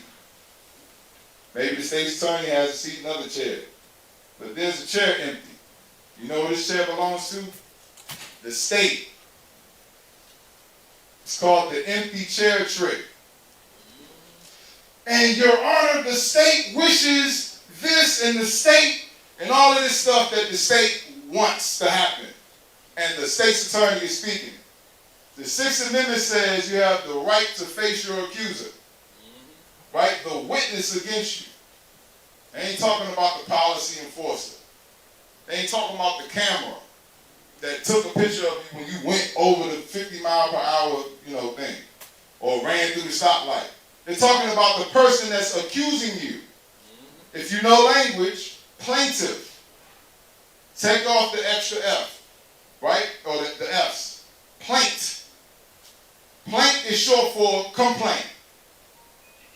One who makes a complaint is a complainant. That's the plaintiff. So who's complaining? The state of Maryland? Can't talk. Where is it? Anytime you call that the justice system, you just consented to your own demise. Because that goes against common sense. You can't see the state of Maryland. You can't touch the state of Maryland. You can't smell the state of Maryland. You can't do anything with the state of Maryland. Can't give any insight or intuition. Can't do nothing. It makes no sense. Because it's not common to the senses. So to defy your own common sense is to defy the laws of nature. So you deserve your condition. That's why it says in even Proverbs, let a fool be a fool so that he can become wise. Because in order for you to be wise, you've got to be a fool first. How do you know you're wise if you wasn't a fool? How do you know you're rich if you was never broke? How do you know what the light is if you've never been in the dark? It's called the law of polarity. Don't be scared of it. Embrace it. You're looking at yourself. All you're doing is facing yourself. You're facing those thoughts that you had when you was coming up as a child. You questioned everything. Sometime in between child and manhood or womanhood, you stop questioning stuff. You know what happened? Animal husbandry. That's what happened. That's why you stop questioning stuff and you can't really answer your child when they ask you common sense questions. Take a child to court and teach him civics and then let him see somebody say, yeah, the state of Maryland. He's like, what the hell? What are you talking about? Where's the state of Maryland at? That's what's about to happen. Because everybody's about to be forced to do the great missionary work or die. It's the truth. Just like dandruff in the hair, once used to be what? Cells, alive cells that, you know, function correctly. Now it's dead cells. What happens to dead cells when you wash your hair? Falls away. Makes way for the new cells. Don't forget, this body is an organism. This planet is alive. And she about to wash her hair. And she's using the colonists to do it. Everybody that wants to go against their immune system, raise your hand. Step this way. Take the jab. You'll be fine. Meanwhile, we got this metaverse thing going on. So we get to buy digital land. Are y'all hearing that shit? Excuse me. Like, you know what I'm saying? People's common sense are so far gone now. You know, you put the glasses on, then you get to see everybody that paid thousands of dollars for these digital sneaks, digital outfits. I don't know if y'all seen this, but yeah, they got digital outfits now. You can only see it if you got the goggles on. That's stupid. That's stupid. Then they're talking about real estate agents to sell, you know, digital land, and you could be a sovereign on your digital land. You know why they're doing that? Because the indigenous people taking the physical land back. That's right. Give it up for yourselves.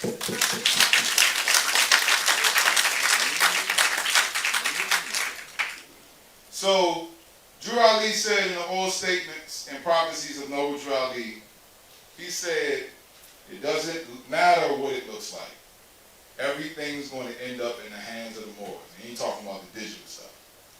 They going to take that. I think for real, they're about to take everybody to digital hell and trap them there. That's what I really think, because it's kind of crazy to think that you can put some goggles on and live a life. I mean, I even thought about, you know, being homeless. Like, you homeless and you put the goggles on, you in a mansion. And you good, you just out there on the grass thinking you in a big, you know, king-size bed. They about to play everybody that's going for that. So, what I wanted to do was a demonstration of mock court and, you know, mock proceedings. What we do in the workshops that we have, we used to have it on Sundays, civic classes via Zoom. We do what was called murder board and mock court. What we're about to start doing is mock court, you know, at some of the venues. I'm not going to put the venues out there because they're going to try to, you know, stop us or whatever. But we're going to start doing mock court and mock proceedings, you know, dealing with traffic, dealing with foreclosures, dealing with, you know, the jab, you know what I mean, and basically having the ability to respond. So we're going to put people in a simulation of an event or a circumstance, right? And you're going to have to take responsibility so that you can have the ability to respond. We did this in prison. I did what is called mock court in prison. I had, you know, a lot of the gang members, NOI, everybody, even what they call themselves, the Caucasian gang, DMI, Dead Man Incorporated, whatever. Y'all probably never heard. But they some of them even came to mock court. And I was the so-called judge. I had a clerk, I had a bailiff, had a state's attorney prosecutor, and we had the defendant, right? And everybody got scripts except the defendant. What we would do is I would draft up a summons. And I had the clerk of the court, he knew how to drew. He would draw, you know, a certified stamp on the summons to appear. And then the bailiff would go to the bunk. We was in dorms in prison, so we was able to go, but we wasn't supposed to. We was going to each other's dorms or whatever. And the bailiff would go and leave the summons on the bunk of who we are choosing, of the person of who we're choosing to come to court. And then we'll put the notice up in the hallway saying, you know, court on this date, you know what I'm saying, State of Maryland versus the all-cap name. And everybody will come. And then we'll have everybody in the room. I'll stand outside the room. We got on prison uniform, by the way. But, you know, everybody, in prison, you use your imagination very well. So, we opened the door. Once everybody was in there, bailiff opened the door. We was able to go. It was for civic classes on Sunday, Maurice of America. The sheet, the acting sheet at that time allowed us to do it. And, you know, the bailiff will open the door for me. He'll say, all rise. And everybody stand up. I'll walk in. And I'll sit down like, you all may be seated. I've been to court so many times that I know the whole damn thing, right? So I said, all right, go ahead, call the first case. And the state's attorney, the clerk will call the case number, state versus whoever the defendant is. And the defendant will stand up, come to the case, come to this table. We had tables, chairs, and all of that. We had a jury section, all of that. And the defendant's goal was to challenge jurisdiction and not allow me to control the narrative and get him to consent to the jurisdiction. And as easy as it sounds, because the simulation of the experience felt so real, we did 5 people. All 4 of the people took plea deals. We already in prison. And you took a plea. I was like, how you gonna take the plea deal? We already in prison. You know, but it was like, man, it just felt so real. It was only one brother that stood and didn't allow me to move forward. And he was respectful because I tried to, like, you know, agitate him enough for him to be disrespectful. He kept his cool. That's because he was listening to me. You know what I'm saying? He was listening to a lot of my stories. And brother's name is Ozzie Wiggins Bay. You know, y'all will meet him one day probably. He's out, you know, being a Moor. And he did also the other thing was you had to challenge jurisdiction in writing before you came to court. You had to handwrite your affidavit of fact, writ of quo warranto, admin of jurisdiction quo warranto. And then before the court date, you had to do a notice of default judgment, right? You had to do all of that before you came to court, or else we don't want to hear anything you got to say because your paperwork was supposed to precede you. And we will move forward just like a court. So I took that concept and I was like, yep, I'm going to do this as soon as I get out of prison.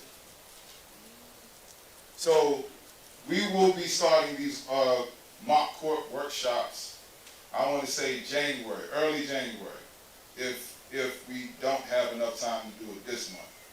Because it's simple, but it's not that simple. This is because we were all trained in animal husbandry. That means we all have to be trained out of it.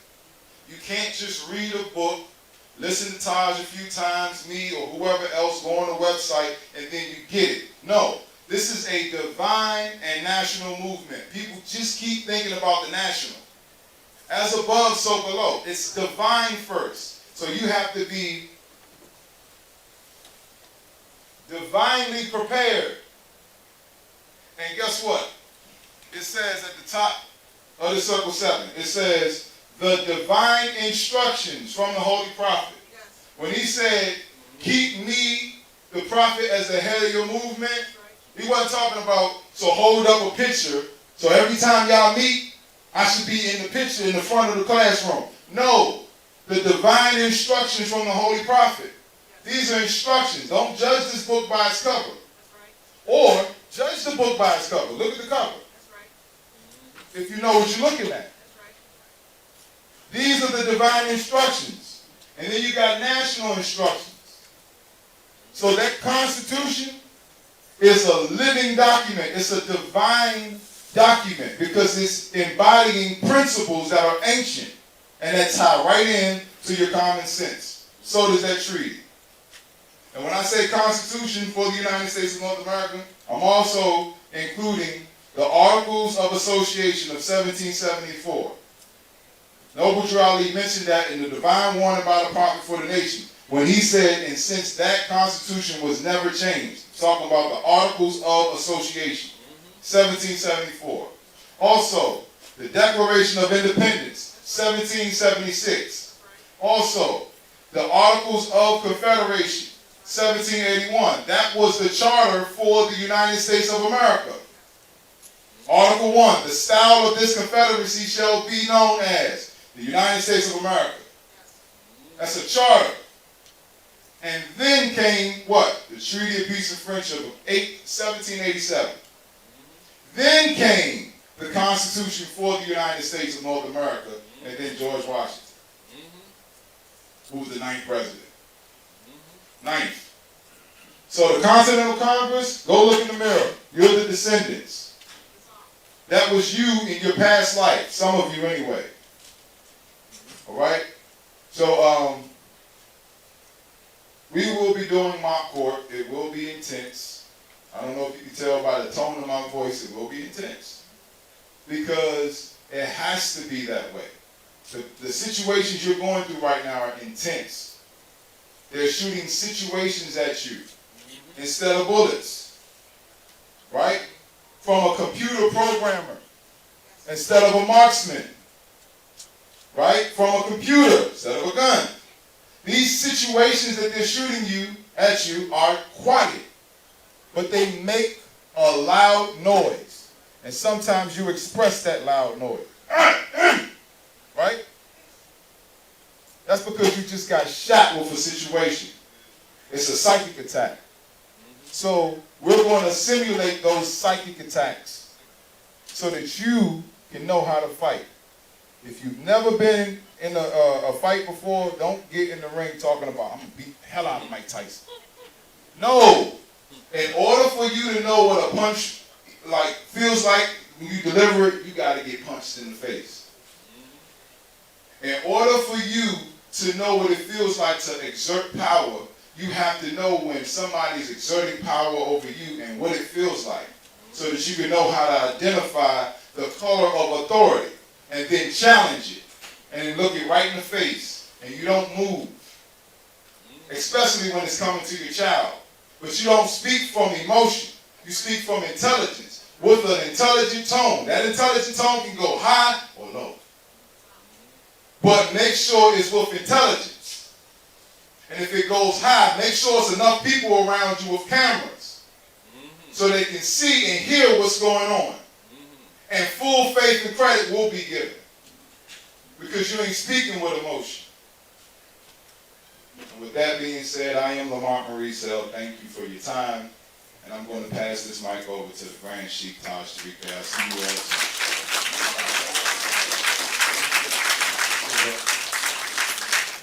So we're going to take like 5 minutes. We're going to change up and give it to Brother Taj. And Dr. G is going to come up here and say a little bit of stuff. But in the meantime, can we get some donations? Because I don't know if anybody's seen, we're trying to do a little video of Taj, Dr. G, and the Moors, man, coming in, bringing them in here. It happened outside. But we're going to put something together as dollar. Because people need to know how we operate. So, you know, it takes finance to do stuff, man. Any little bit y'all can give, how about it? Islam. Islam, come on, let's sing. We hear you again for Brother Lamont Maurice L. That was an awesome presentation. And as Brother Ali said, we're only going to take about 5 minutes. But I brought some information. One thing I want to let you all know, for those of you who watch us on the regular, where we're talking about flash drives, I have 30 flash drives with me. So if you would like to get a flash drive tonight, you might want to get it because you saved 5 notes. Because when we ship it, it's a little bit more. But I also have some other information, you know, with what we're going through. And a lot of times we can't say a lot of things publicly, and we are broadcasting live, so I'm going to choose my words carefully. But there are a lot of us being bombarded, with various things on our jobs. You can't do this, and like you've already said, they want you to do this, and some of us are compromised. We're not even sure if we're around each other, whether or not each other has gotten, the bug or whatever, so we try to be careful. How many of you have seen Dr. Botanica on my show, or seen the ad? Okay, one or two of you. Well, Dr. Botanica and I are coming out with a product at the beginning of the year, and of course, we're live on our channel too, so now they're hearing this. But we have a product. It's been out for a long, long time, but we've just found an awesome company out of Germany that we are now in partnership with, and it is a product called, I have it in my hand, it's called chokeberry. Has anybody ever heard of chokeberry? Aronia berry, chokeberry. Well, the company that we're dealing with actually has grows, they have vineyards where they do wine, they have a winery, and their chokeberries, this is actually the mother from the mother root, as opposed to, they grow it where they grow the wine. It's not bitter like dry wine. If you ever had a chokeberry, you know where they get the word choke, right? Anybody have a real chokeberry? Well, this is real chokeberry, but it doesn't taste nasty. Yes. Choke like choke. C-H-O-K, chokeberry or aronia berry. But one of the things I just wanted to share with you what I take. Can you grab that little teeny bottle right there? Yeah. This is a daily dose of chokeberry. We have like the really small bottles, and then we have this is just like 10 days worth, and then over there I got 60 servings in a box like wine. But this is a serving that you take once a day, and really what it does is it balances like blood sugar, blood pressure, cholesterol, antiviral, anti-inflammatory. And they also have been doing tests in Germany to say that it also combats that. Okay, so I can't say that, right? So we have this product. So we haven't even put it out on my channel yet, but like I said, they hear me. And I brought some with me because it's kind of expensive to ship, especially the 3-liter boxes are 9 pounds. That's a 9-pound box. You pick it up? Pick one of them up. This is a 60 serving. It's cheaper to get it like that. That's 60 servings. It's like you ever get the wine in a box, and it has like the spout that comes out and everything. And it stays for 3 months on the shelf once you open it, unrefrigerated. So you don't even have to refrigerate it. But I wanted to make sure I let you all know about this. If anybody wants to get it while I'm here, pick up about 15 of those down here with me. But it costs about $20 more or $20 more if I ship it. So that's why we brought some. I brought about 10 or 12 of the bottles, and I have some of these small single doses. But this is something that we really highly recommend. I take it every day. I can't tell you that it's the reason why I look like I look because I haven't been taking it long enough. But in a couple months, I'm going to tell you it's the reason why I feel like I feel. How about that? Because I really believe in natural, and I also bought my AO scan. Has anybody heard me talk about the AO scan? Okay. So I bought my AO scan. I know I won't have a chance to scan folks, but it is an amazing device. My dad, who's 89, has been in hospice since August 17, 2020. You go in hospice, it's like in and out. But I believe between the Reiki that I was doing initially and most definitely my AO scan, because I send my father frequencies from home.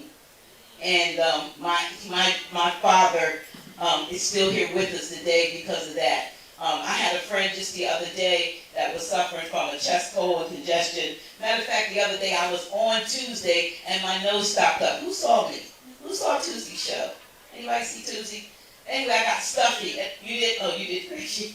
I couldn't breathe. And one of the brother Andre on there had to say, he typed in there, AO scan, Dr. G. In other words, you talking about the AO scan, put it on yourself. And I turned it on myself, and while we were actually on the show, my congestion cleared up. So my friend was sick for like 4 or 5 days, a friend of mine, and I just decided 2 days ago, oh, wait a minute, I already got him in my system, let me scan him. And he's back to himself in less than 24 hours. He was sick. And so I'm telling you, there's so much technology and so many things out here that we actually have that we've not been privy to in general. And now is the time for us to really to mount up on everything, because they're taking everything they can out against us. Yes. You know, everything is coming against us from, this bee. So if you get a chance, and I know we have to get out of here when this is over, but I can tell you what the cost is of these products, but definitely I think I bought 30 flash drives. When you get it online, it's 25 notes. In person, it's 20. So if you have not gotten a flash drive, which has almost 800 documents. When it first started, Mother Delilah, remember, it was only Taj's file on here, but we got close to 800 documents, a lot of PDFs, a lot of books that you were probably looking for and so forth, and it's on the flash drive. So if you want to get it, I do have about 30 here with me.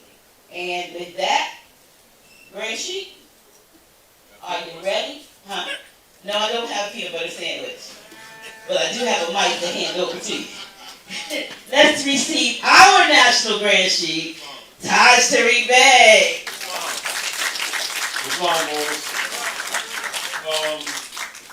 I want to bring something to your attention with a marker. Need marker. Brother Ali. All right.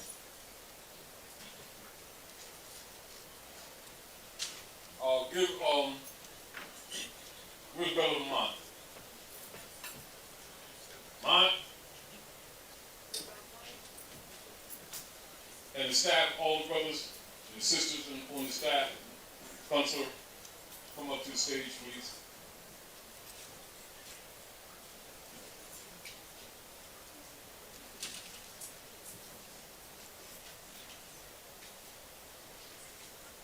What's this? Everybody. Mothers first. Introduce yourselves, and I want to thank you on behalf of the nation, past and present, for the work that you're doing, and for you having the courage to stand up and enforce the law. Introduce yourself to the people. Islam. I'm Marvin. I'm Robin. Islam. I'm Kiana. American Peace of Allah.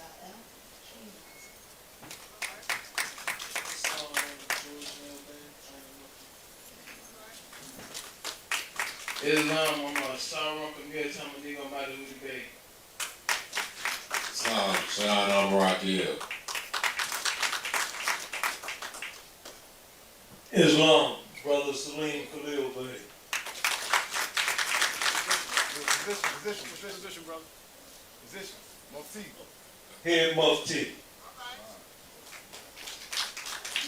Islam, Noble Earth Khalil Bey. I reside in the office of Sheriff. Islam, greetings. Noble Adils Akatsayi Bey. I reside in the office of Vice Consul. Amir Shakur Bey, Counsel. And I am Lamont Maurice, Consul General. Now, how about the trial of a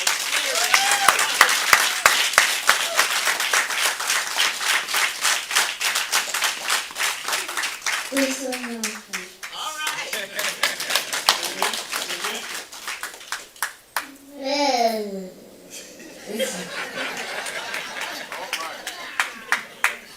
In the preamble, it says to secure the blessings of liberty for ourselves and our posterity. Posterity is future generations, so this is the posterity here. All right. Islam, give them a hand, y'all.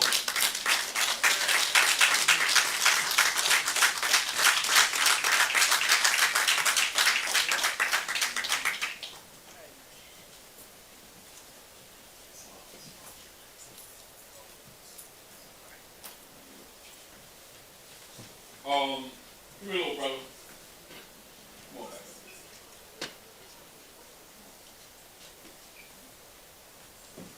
This is the reason why we're here. All right? So in a short order, he's playing around, right? Couple years he's going to be up here, and he has to have a foundation. Thank you all for having the courage to help give him that foundation.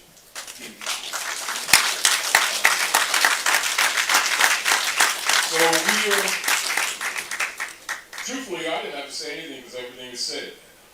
But nativity brings its forms to the earth. And that spirit, you know, it may be your grandfather. And a lot of times you can look in their eyes and tell. You know, because most of the time they'll come back to the family. And usually they'll come back with a mission. And the reason why you want to block the animal husbandry training is so that they'll be in touch with that spirit man. And not be just confused about the vicissitudes of the body. All right? But they're beautiful, beautiful. All right, so nativity brings that about. Now, this is a light demonstration for you all who have your fez, and for the sister in the front was asking me, she said, when she was serving me my food, she said, tell me a little bit, what's the hat? Right? It's called Tierra Sol, Crown of the Sun, Fez, Fathers of the Eternal Zodiac. It is the crown of the universe, and is given to us by our mothers. Are we clear? The different, if you see a black fez, that means the law, or mufti. The absolute red fez, which would be the color of her turban, etc., the color of his fez, that would be the daddy. That's the national nativity fez of your being brought to the earth. Crown of the sun. You'll see four sections of circles, 4 corners. That's the 4 corners of the universe. That's also the 4 elements, sometimes called Yahweh. All right? There's 4 elements. Now, of course, you know that woman is the 5th element. You want to speak?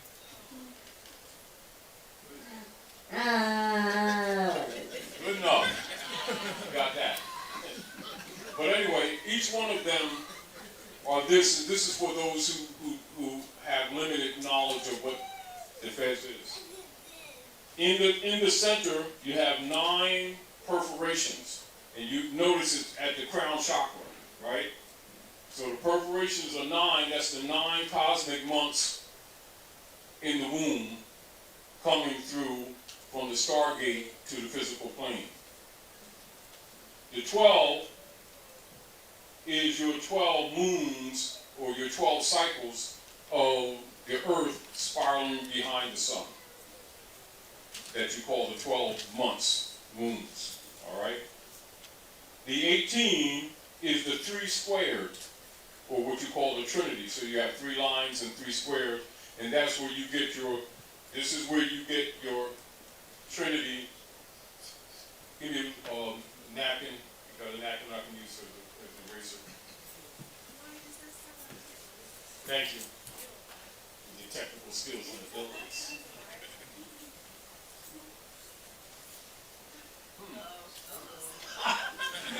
This reminds me of that commercial where the lady does the permanent. But anyway, yeah. All right, so you got 9 months or 9 moons, right?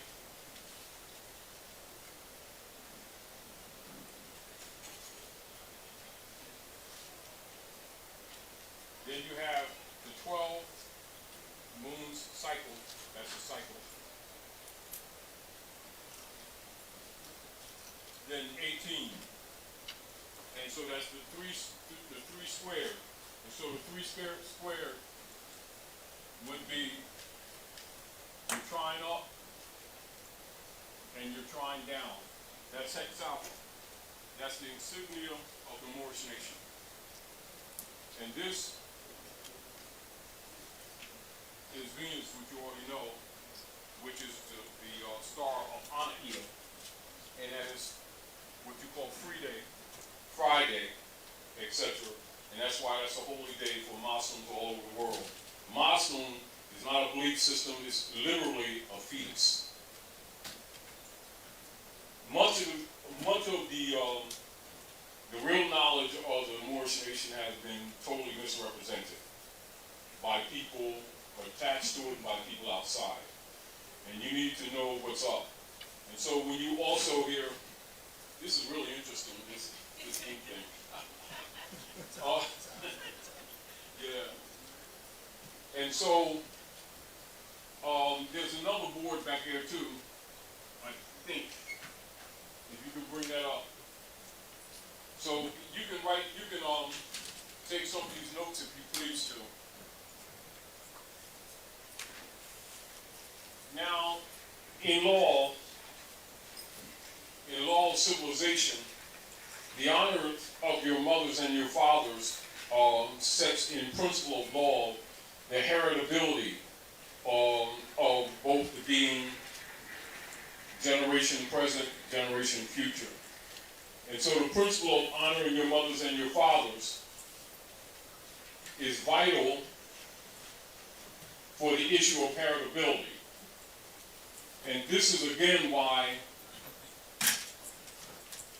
those who claim to be Jews and are not Jews, or in other words, they're claiming to be you. And keep in mind, Jew is a cover-up. Jew doesn't exist. All right? It is a word used by the hybrid Europeans to artificially put a cover on Saba.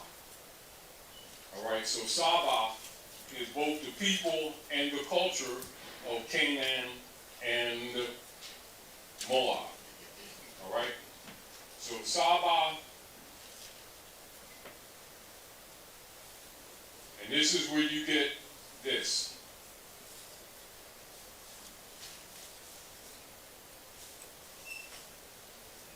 And so this is the people.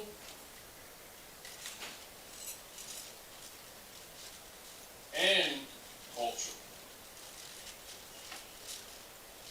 So when you hear the phrase in Quran or the Vedas or the Magic Law or the Torah, Tanakh, etc., in any of the what you call books of the sun, when you say holy, keep in mind the word holy comes from Halig.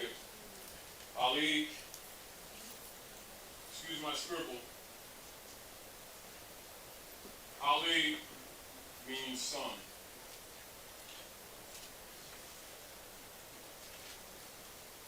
And from Ali, you get holy. So when you hear people say Holy Bible, Holy Quran, Holy any of the books, they're saying son book.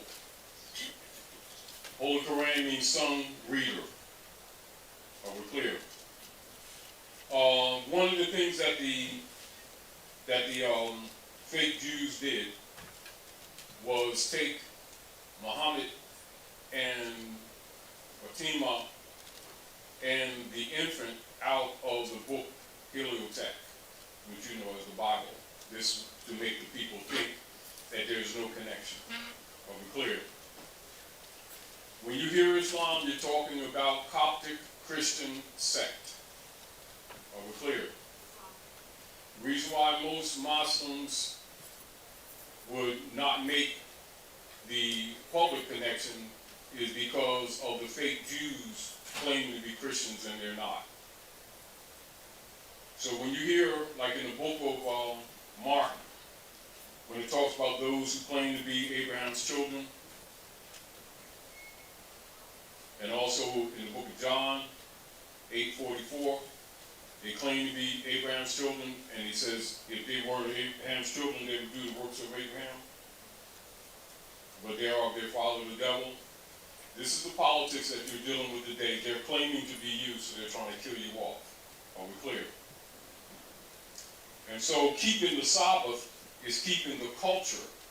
It's not necessarily how people take it with the seventh day rest celebration in that concept. It is keeping the knowledge of seven, because seven is the culture of the planet. That's why you got circle 7 on that Quran, because that's the true Sabian Moors. Sabian Moors, or what you call the Coptic, is like the cross on the, you see that Coptic cross that the people have with the Ankh? You call it the Ankh? That's the Coptic cross. And so Kupta, or Kopta, comes from Hikupta. Hikupta is the proper name of what you call Egypt. So Kopta is the cross, the holy cross, which is the womb. It is a geometrical expression of the womb. Nativity, nationality.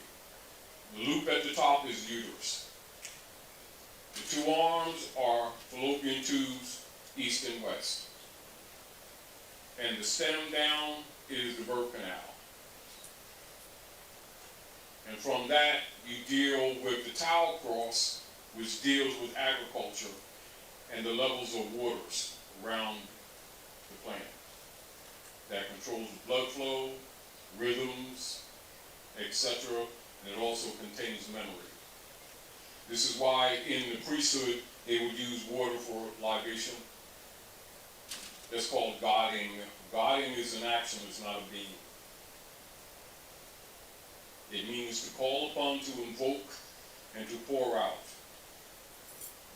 The priesthood has corrupted it in order to have people looking outside of themselves for salvation when it's in. Are we clear? So nativity is also you knowing this. And in religion is cosmology and the maintenance of the philosophies or maxims of natural law. It is not necessarily you doing any what you call prayer rituals that people keep talking about. That's part of godding, that's part of reminding yourself, like exercising your mind until it becomes natural to you. Are we clear? But the point of this, you don't need to do that to be what they call religious. Because most of those rituals end up becoming dogmata. Keep people busy and they don't even know what they're doing or why they're doing it. They just do it because everybody says, do this and this. You know, they're going to send you 2 peanut butter sandwiches. Well, you'll probably be hungry most of the time, but, you know, get over it. So this is part of nationality. So the crown of the sun given to us by our mothers. There's also, if you, excuse me this one.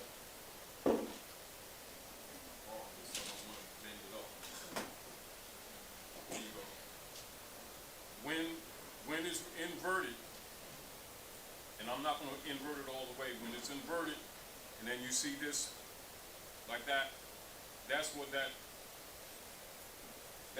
Liberty Bell symbolizes at Shakamoxon, at the museum in front of Independence Hall. It's a fez inverted.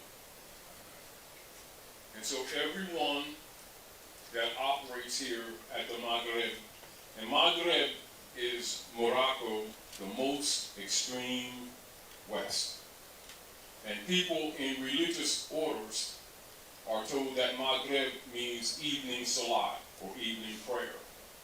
Well, it is presented as that, yes. But it actually means Morocco, the most extreme west. And as the brother was talking about Wizard of Oz early, Dorothy, you're home. You just bumped your head. So, and the red ruby slippers symbolizes your red turban and feathers. Although in the original draft, the writer made her slippers silver, representing the alchemical of the moon, because this area is also known as the temple of the moon and sun. That is the cosmological name, as well as the North Gate for the Maghreb. So you see the symbol of the cosmos with the Venus star and the crescent moon, etc. So the crescent moon also symbolizes mother and son, or Isis and Horus, or Mary and Jesus. It means the same thing. All of those symbols mean the same thing. It's just that Mary and Jesus was made by the Constantinians to steal the culture and try to claim it as their own without telling the real truth. Are we clear? And so also the crescent moon will also represent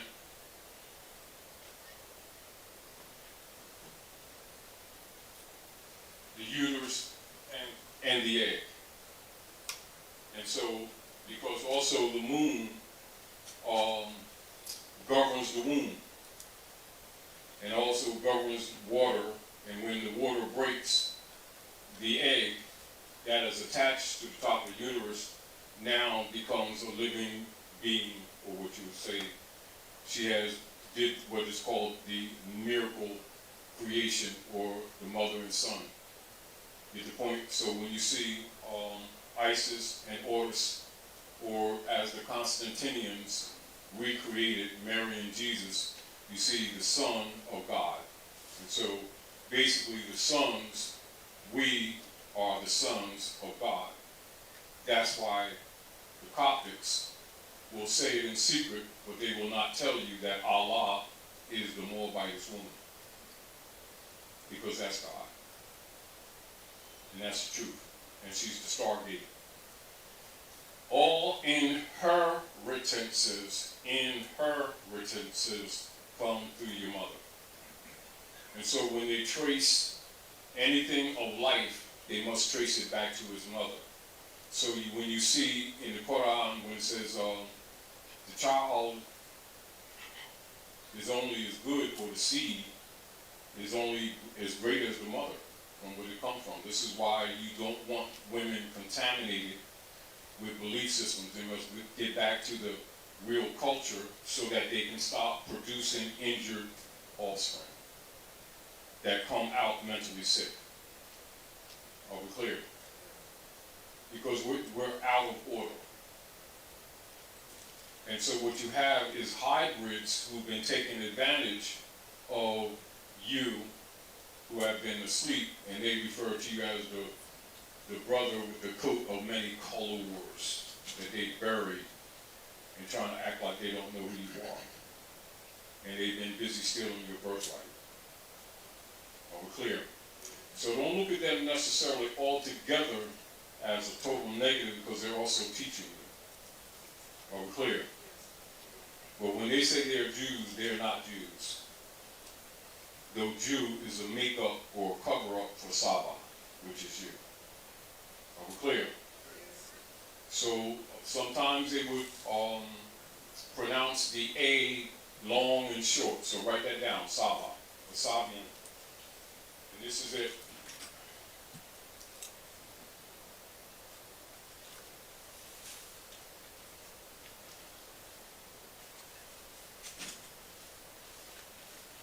And so this also means the human. Sabi means human.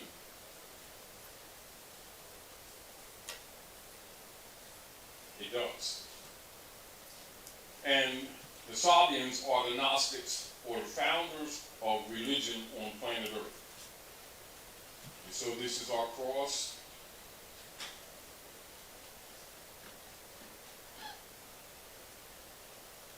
And this is our insignia. Now originally, and sometimes we put the crescent on this too. They don't often show you this, but sometimes you'll see it, because they try to hide the real history. Keep that in mind.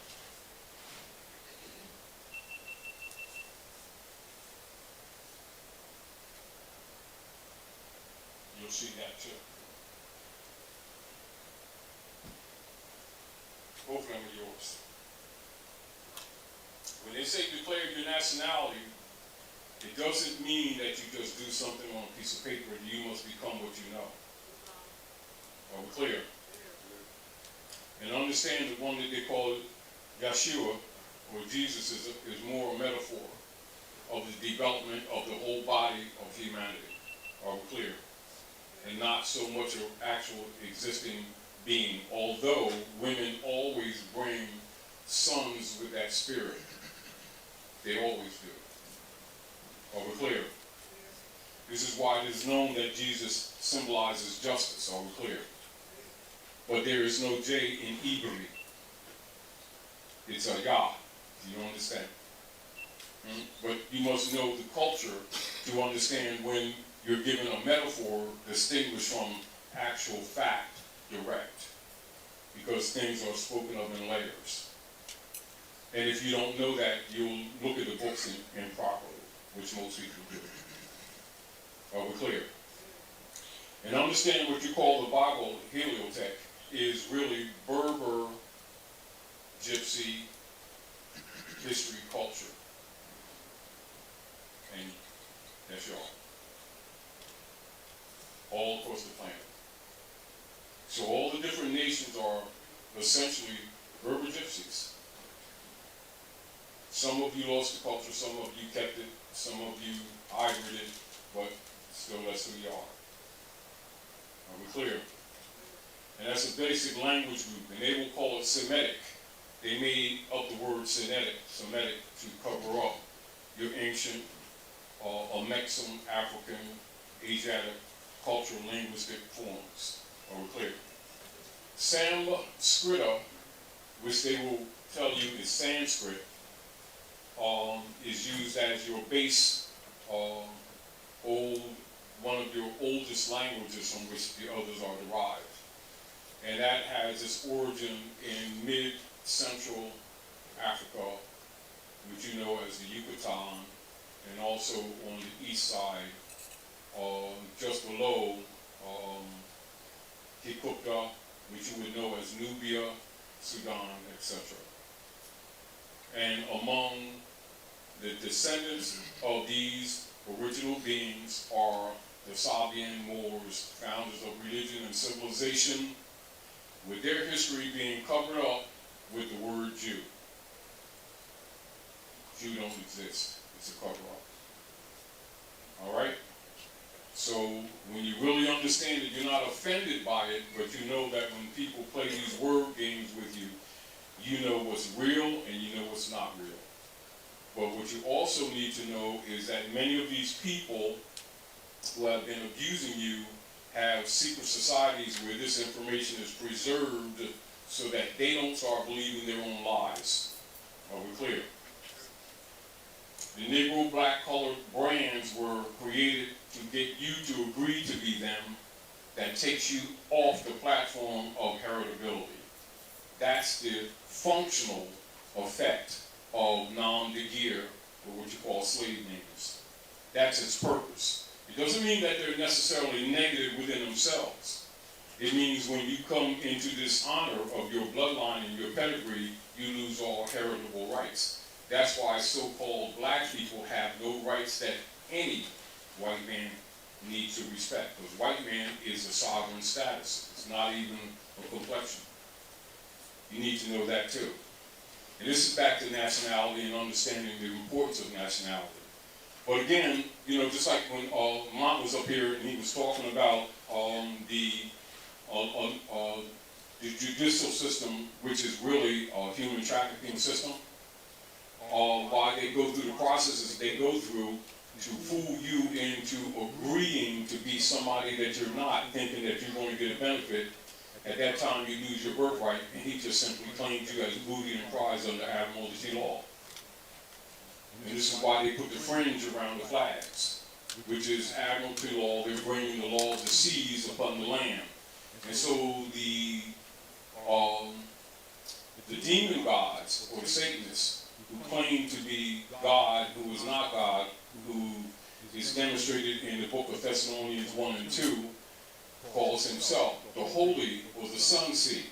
And this is why the Pope of Rome, hybrid, claimed to be God. And he owns all the corporations on the planet, are we clear? And so this is also functionally why they set up the 14th Amendment, or the dead, chambers of the dead, of the executors' chambers. And for those of you who know, Give one of the sisters Black Law Dictionary, hell.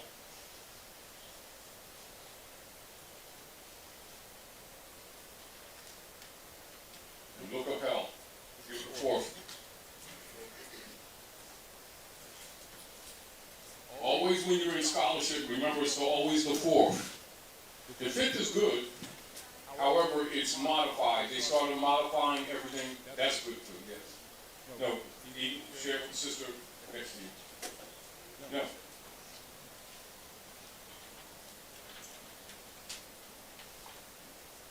Now, so when you see the priesthood, talking about hell, and you're thinking, you know, this hot chambers down on the ground type stuff, you haven't yet, sis? All right, come on up.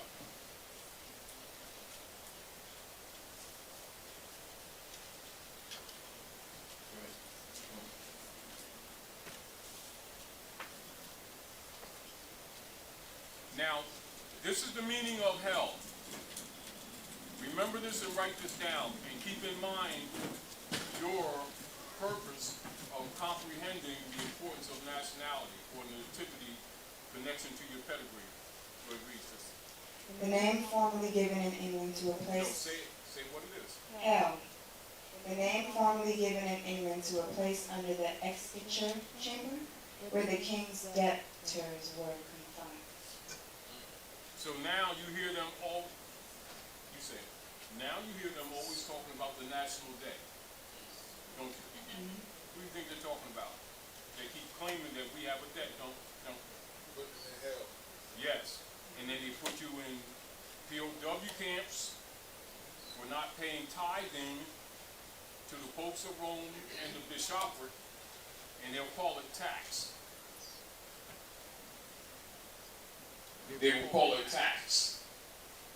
The exchequer's chamber is really these chambers, ancient chambers, and every major church that they built actually has tunnels under them, and this is where they would put people who did not claim the Pope and the bishopric as being their God, and would give them tithing, which means Roman tax.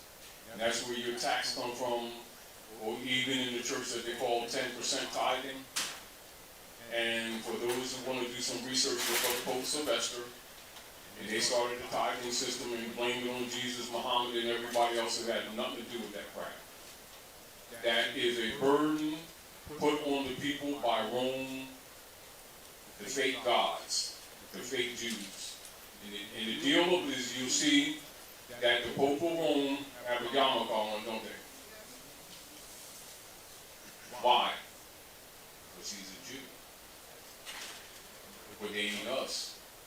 So when people keep thinking that the Roman Catholic Church and what they call in Israel is separate, you got another thought coming. They're one, the same bird.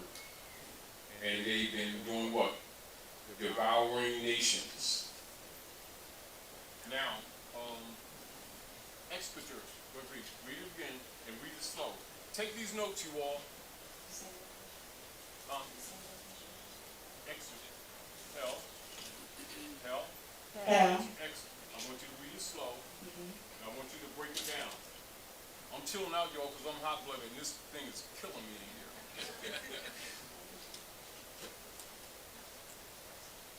Go ahead. Hell, the name formerly given in England to a place under the exchequer chamber, where the king's debtors were confined. And so they want you to write a check, don't they, to them. That's where the check comes from, exchequer's chamber.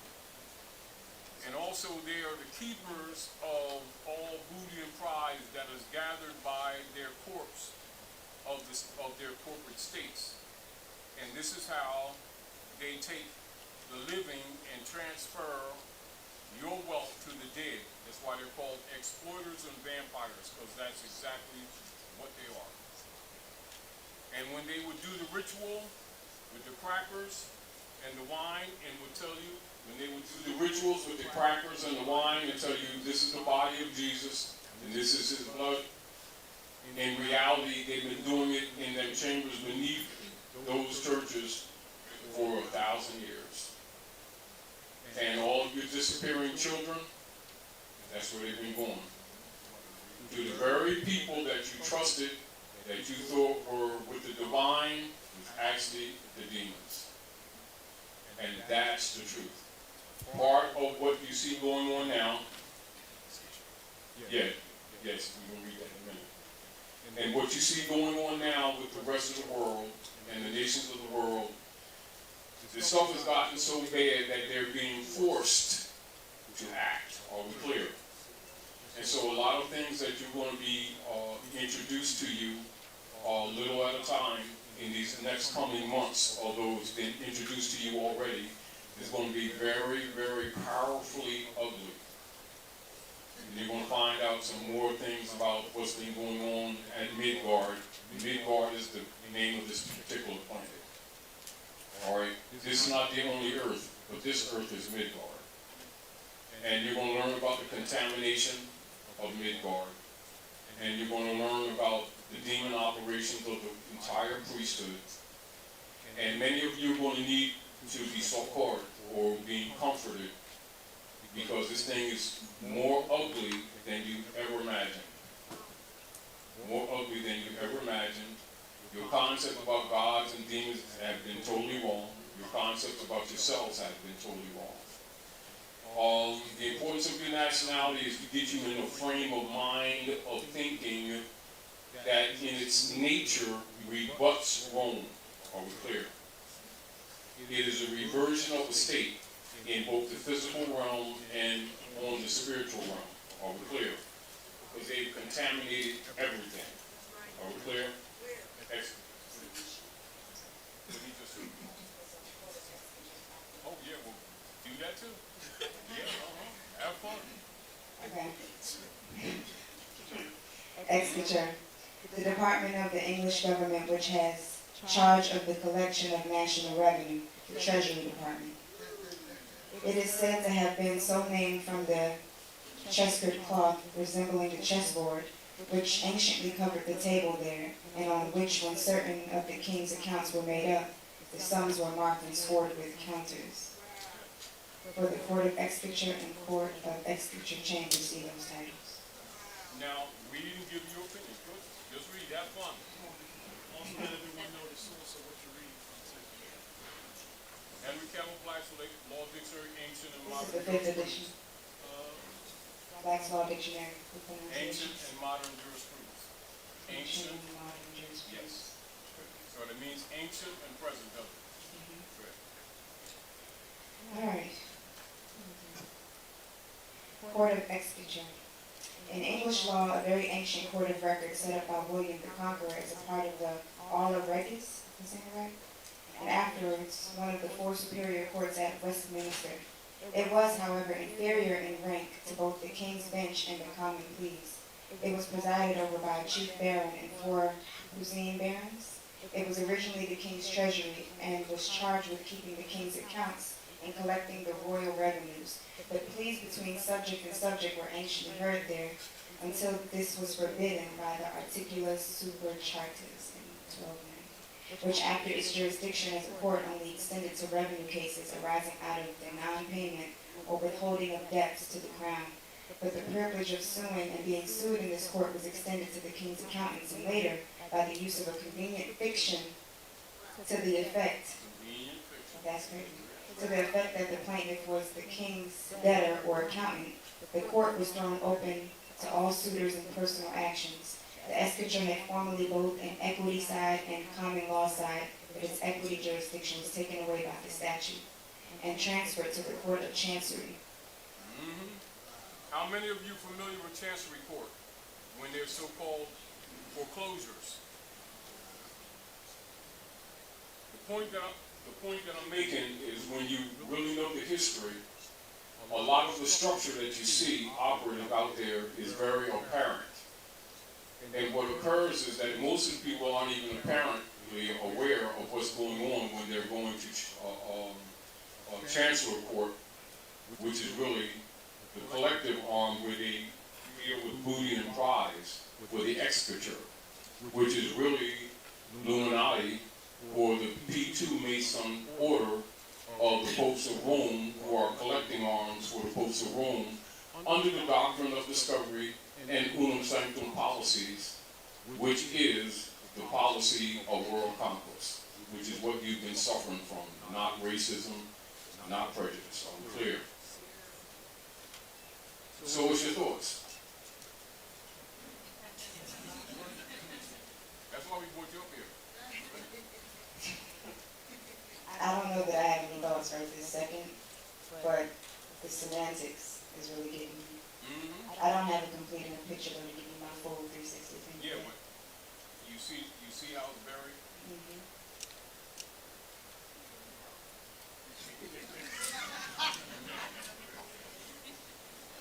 Can I read this one? Go ahead, read it. Have fun. Court of Exchequer Chamber.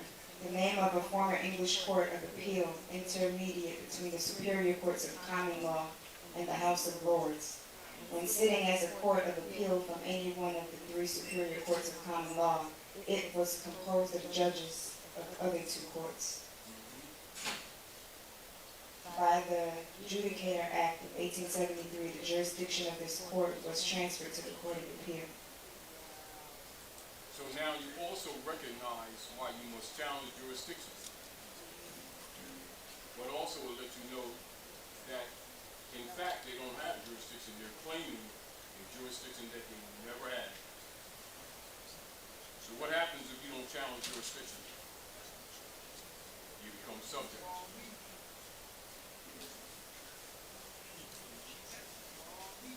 Warranto.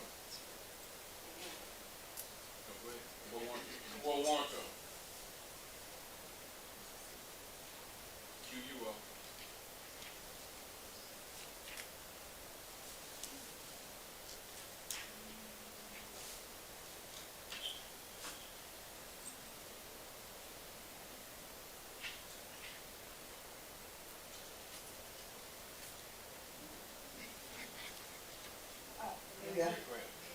Warranto, an Old English practice, a writ in the nature of a writ of right for the king against him who claimed or usurped, usurped any office, franchise, or liberty, to inquire by what authority he supported his claim in order to determine the right.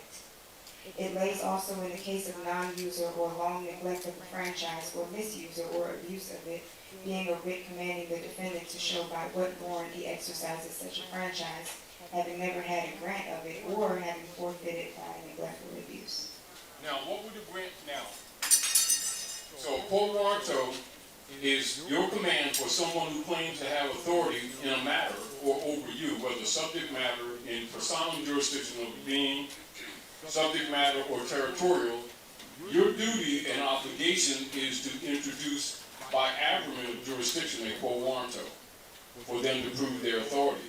If you fail to do so, because they're criminals, they're assuming jurisdiction under what is known as tacit acquiescence. It means because you didn't challenge, they assumed that you gave up your right. And just like if you drop a coin and don't pick it up, they pick it up and then they claim it. Then if you're in the black brands or the nom de guerre, because they already have bonds against that nom de guerre, which is not a true living being, which is why it's called the 14th Amendment straw man, man of straw, they claim the man of straw. And this is why you see in the Wizard of Oz where you see the straw man says, I don't have a brain, but he's talking.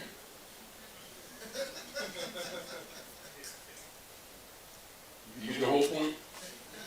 And so this is where you get the symbol of the straw man. That's true. And then your yellow brick road is your zodiac law. Emerald City is your green star. Dorothy's slippers is your red flag. The Pongidae, the flying Pongidae, the flying monkeys, is the hybrid experiment. Or what you call Darwin's theory of the monkey. They came from the monkey, not you. That's the hybrid. That's the hybrid, what you call a Paleolith man.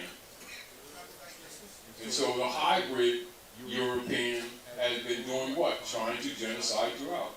And so you have the wicked witch of the what? West and the East and all that stuff, the good witch. And that's the matriarchy, and they're battling. And then you see during the end, right? And also from the beginning, you'll have a reversion. And then you'll see the house fall from the ethers onto the wicked witch, and you see her stockings curl up under the house. So the houses of the zodiac, and the stock market collapses. This is, thank you. I can't come out of this, y'all, so y'all excuse me, because I'm hot-blooded. Thank you, good brother. And so when you see the Wizard of Oz, they're actually telling you about the operations here and the fall of you. And that's why Dorothy represents the matriarchy. And then the doll, the little doll, God spelled backwards. So the doll pulls the curtain. So God pulls the curtain off the demon. How would you translate that to the Wiz, even though it's similar in principle, but? Because what the hybrid. Oh, well, the Wiz is just a takeoff of the Wizard of Oz. No people. No. But the deal of it is, the Wiz claims to be God, but is not God. He talk big shit. And everybody, I'm going to take all your sneaks and tie them together. Oh, please, I want to just go home. And everybody's shaking and all that stuff, right? You know, but this is really you. Dorothy symbolizes you. That's the truth. The Pontidae, the Anthropopithecus, which is the flying monkeys, signifies the nemesis of the hybrids. Of course, Dorothy, really not, out of her naivety, and fear, she accidentally throws water on the wicked witch, and then she starts melting. So I'm melting. So the water, wisdom, and water, so the water bearer or the Aquarian age.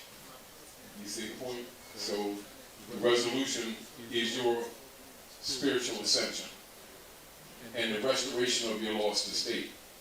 And then when Dorothy wakes up, she's on the sofa, and all of the people around her were also reflected in her imagination of what was happening to her.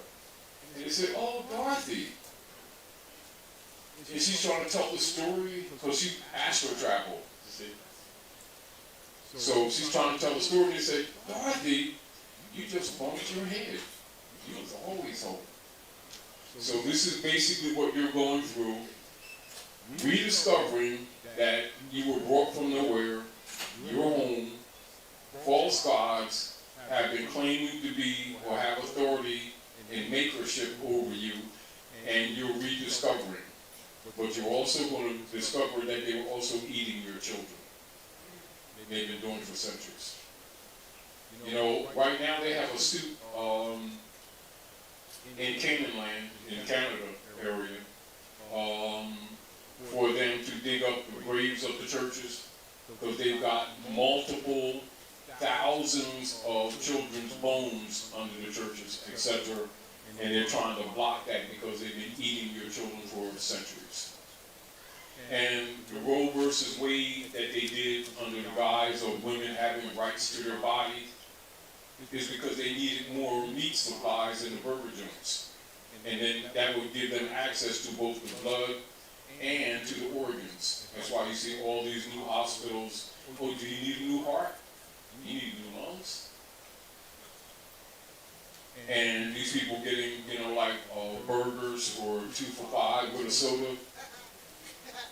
They didn't know for the last maybe 70 years or so, you've been eating your own children. And so the people have been made, without their knowledge, cannibals of their own children, contaminated by the Satanists, Luciferians, who've actually been claiming to be government and are not. They're de facto. And now many of you have been getting what they call mad cow's disease. And so you can see the mental state of the people have been slowly deteriorating. Because they've been eating their own babies for quite some time. That's a fact. That's going to come out too. Also, you can do some research into World Court, International Law World Court, in the Nuremberg trials, which they're having now at Gitmo and other places also in Antarctica. And you will discover that these major so-called burger joints are being sued for selling to these people. They won't say bluntly what it is. They'll say that there's human DNA in the burgers, rather than just saying that they've been serving these people little babies all the time. It's ugly, isn't it? And that's another reason they closed down Hollywood, because they've been one of their most expensive drugs, which you all know is adrenochrome, and that's the baby's blood. They would torture the children, bleed them, then take their organs and kill them and eat them, and then take whatever they didn't use, send it to the burger joints. For those of you also that do a little bit of research on the World Court trials on the human DNA and the meat, look up on your phone Rabbi Finkelstein. Write that down, Rabbi Finkelstein. And this is where they, with contempt, literally tell you that they've been doing it. But because they controlled the court system and everything, they didn't think anything was going to happen. And they say that these people are so hypocritical, they can tell you right to your face that they've been feeding you your babies. Rabbi Finkelstein. All right. Anyway, give Sister a hand. Thank you so much, sister. And of course, as you all know, we could go into multiple areas, but let's give you all an opportunity. Give yourselves a hand for it anyway. So let's just talk, because I know many of you are conscious, but many of you have less consciousness of what's going on. So ask some questions. Raise your hand and we'll pass the mic to you.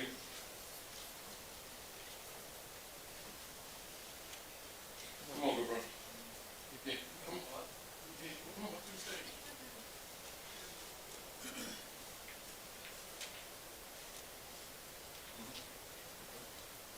Islam.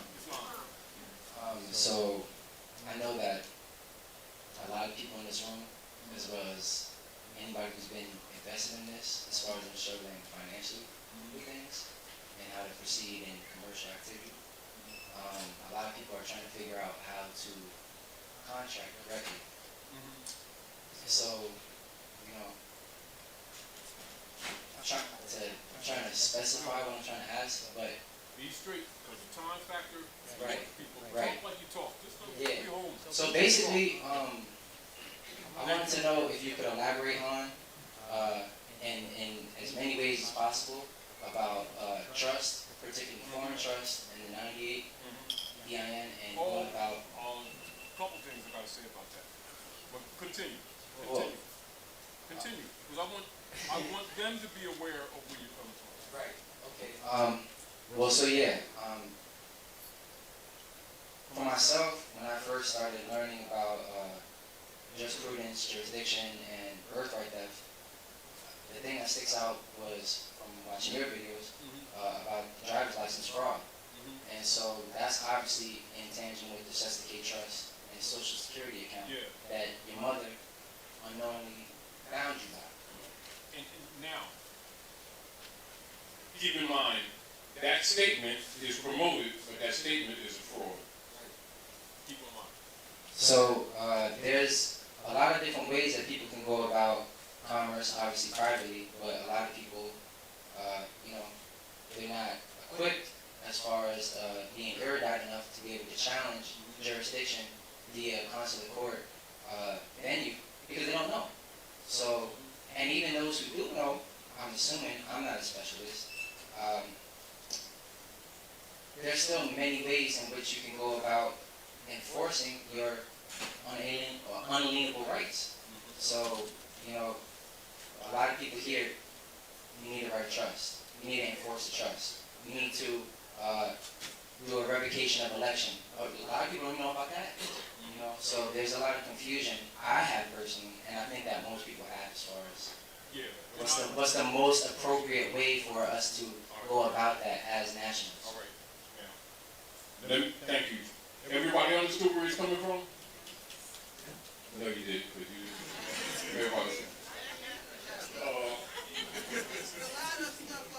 You know, like when people raise your hand, they go like this.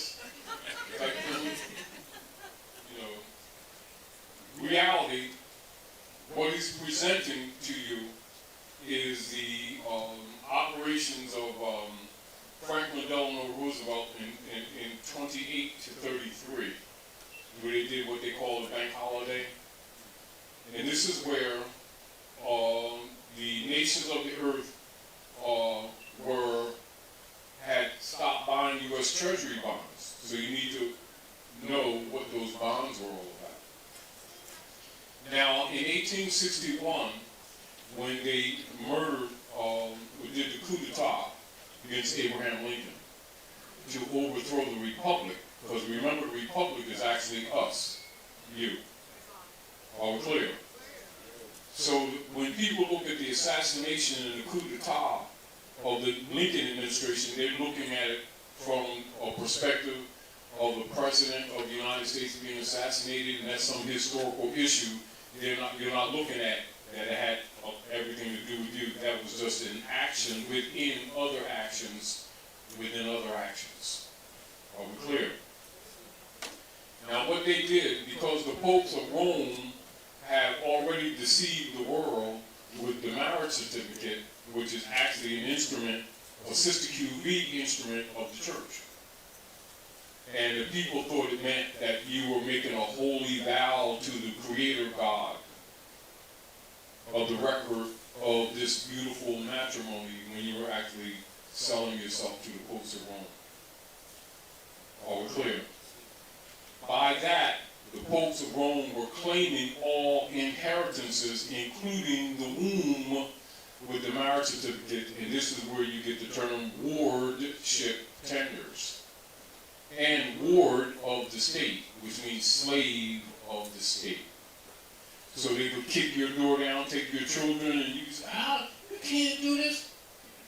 Because the God of the world, of this world, owned it. Not lawfully, but legally. But didn't tell you. Now, the treasury bonds that were created to back the economic system for the United States Service Corporation Company registered in Austria, but doing business at North America, has been promoted as the country since 1861. And so the people, through mental training, thought that the United States is a country, which it is not. It's a private, conglomerate, human trafficking corporation belonging to the popes of Rome under the Spanish Inquisition against the Moors, and created what is known as a Global World Trust. The componentary parts of that Global World Trust are called SESTQ-V trusts. They have on every living soul. So they sent out bishopric operatives in the name of saving people's souls when actually they're collecting souls for the popes of Rome. That's why in your later years, as people begin to get a little bit conscious under Johnson, Skull and Bones, they set up what is known as a 501c3 agreement for all the priests not to rock the boat and tell the truth of this foundation. And that's when they started having these 32-degree Masons, taking them to the mountaintop, which is your Great Seal, telling them this is the Great Seal, this is called the mountaintop. And you see the eye, they said, I've been to the mountaintop, and I've seen the promised land. Might not get there with you, but we as a people will get to the promised land. The promised land is the North Gate. You're standing on the land, what they call milk and honey. It is yours. The true Saba, or what they would say in the Bible, true Jew. You understand? So they've been claiming your estate. Now, with that marriage certificate, by the popes of Rome claiming ownership of it and then deceiving you, making you think it was between you, Jesus, God, and Allah, and all this sort of stuff, and it was sold to the popes of Rome. They created bonds on them. The first bonds were treasury bonds. So when you see UST bonds, that's what they traded on the stock market from 55 Water Street, New York, and issued around the world. Nations of the world stopped buying the treasury bonds. So the United States Corporation Company went bankrupt. Are we clear? Particularly when Noble Raleigh set up the old Canaanite temple in 1913. Meanwhile, Woodrow Wilson, with bankers from the Circle Church and Chancery, Fleet Street, England, including members of the Order of the Jesuits, met off Jekyll Island, Georgia, and they set up the Federal Reserve. Are we clear? So that was set up in 1913 to counter. Are we clear? So that corporate operation ran up until 1928 in that area. Noble Raleigh set up a civic organization, the Moorish Temple of Science, 1925, 1926, to teach government to the heirs of this lost estate. And of course it was infiltrated under COINTELPRO with J. Edgar Hoover, etc. You'll find that information in congressional records, infiltration into the Moorish movement, FBI files. And when you get that break off, this is where you got all these so-called, all of a sudden, in the early 30s, all of these different Negro organizations arise, the Temple of Allah, that becomes the Nation of Islam, which is a break off from infiltration.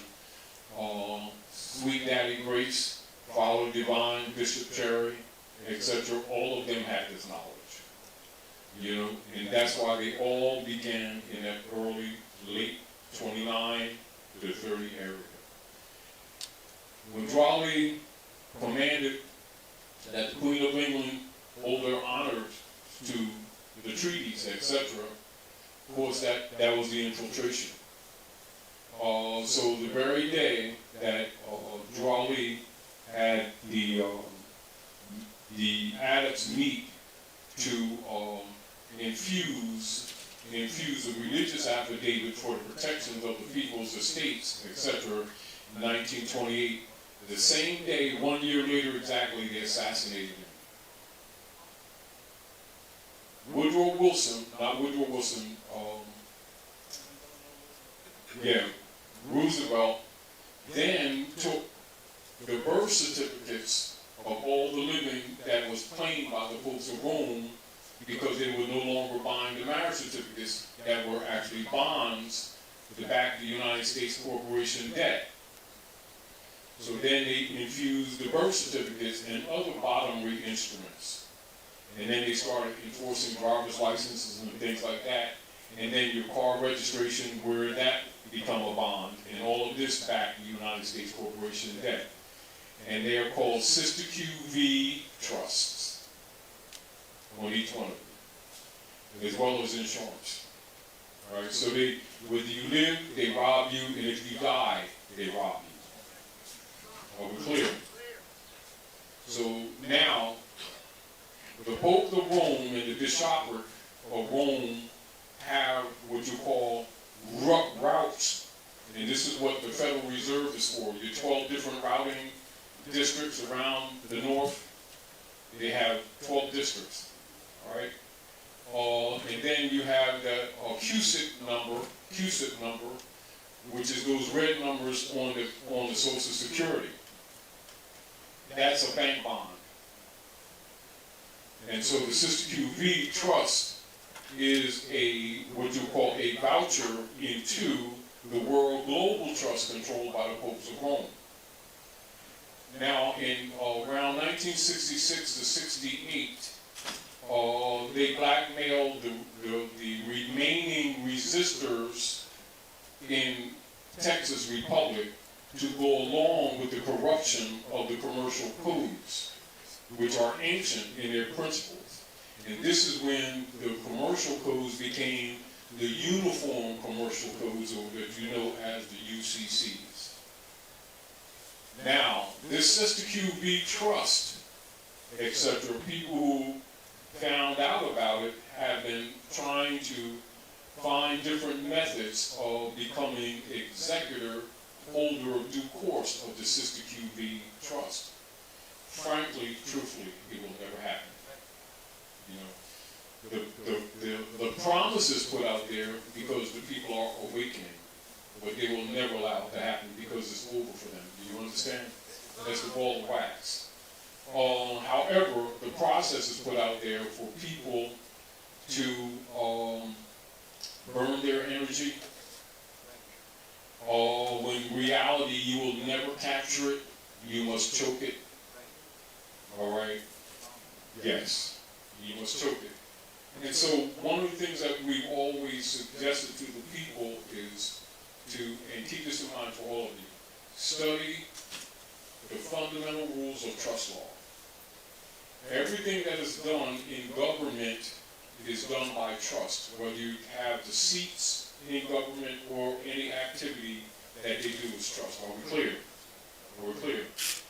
When you set up trust, and I'm not arguing the Living Trust International or anything, I'm not, the fact that you set up trust, and that you do it with knowledge and outside of their jurisdiction. Because if you're in their jurisdiction, it can be breached. Because you can't give you can't serve two masters. You can't serve Rome and serve Allah. It doesn't happen. Do you understand? Now, thank you, Matt. I want everybody to hear this. How would you set up a trust outside of their jurisdiction? Yeah. Now remember when when Counselor Lamont was speaking and he talked about jurisdiction? One of the things that has happened with us with the animal husbandry training is that we keep going to them to do things that we should be doing for ourselves. Once you step over that line, you give your birthright back to them. That's why we keep losing. Are we clear? You know how like a lot of people will set up a trust and then go get an EIN number? They just walk right back into the executor's chamber. Meaning like this. All right, like say sis, say you're Russian, right? Right? Which is a scenario, we're doing a hypothecation issue. Would you go to China to ask them for permission for you to be Russian? Would you go to China to ask them for an application with a number for them to recognize you and your right to your inheritance from your mothers and your fathers? Likewise, people they do what? Go to the Jesuits, which is the Inquisition Revenue Services, called the IRS, and ask for a form for them to recognize your trust. And as soon as you did, you gave it right back to them. All right? Now, it's back to what Lamont was saying. We must become competent in comprehending the importance of nationality, what it really entails.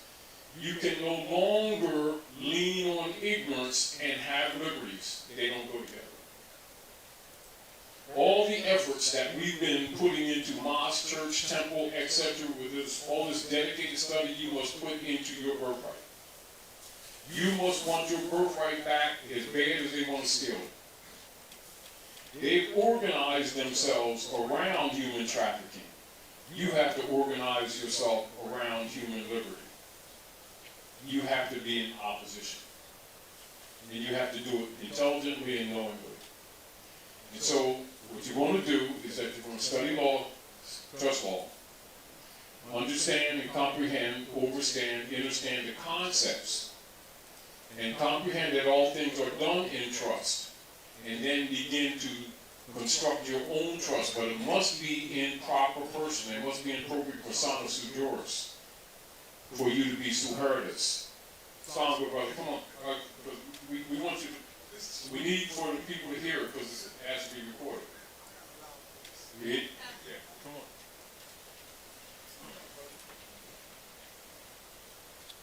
Islam. Islam. Now my question still pertains to trust. Even with the foreign EIN number, is still the same aspect as it could be breached as well? With you saying, can you all hear me? With you saying that, say jurisdiction and then ask your question. All right. Say jurisdiction. Jurisdiction. Now, ask the question. Now, even with the foreign EIN number, is it still possible that it will be breached, or does that, help it? All right, so what is the EIN number? Does that EIN number come from your nation? No. I guess I answered my own question. Say jurisdiction. I guess I answered my own question. And that is actually comprehending what we're... Employee identification number. That's under the 14th Amendment.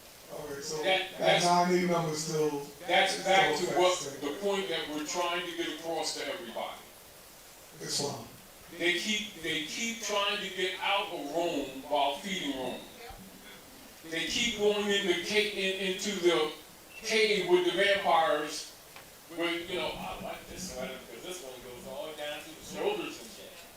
And then they come out and talk about this is passion mark. No, it's not. They've been sucking on you. You don't go in the caves with vampires if you ain't wearing a turtleneck sweat. Really, seriously. And we keep going back to Rome, asking Rome to solve problems that Rome did to us, rather than being ourselves. I guess that's why the reason why I never used my. I do have a trust with a foreign EIN number, but I never used it. Now, remember, they encourage it because they know that people are waking up. But keep in mind, the issue is power of attorney.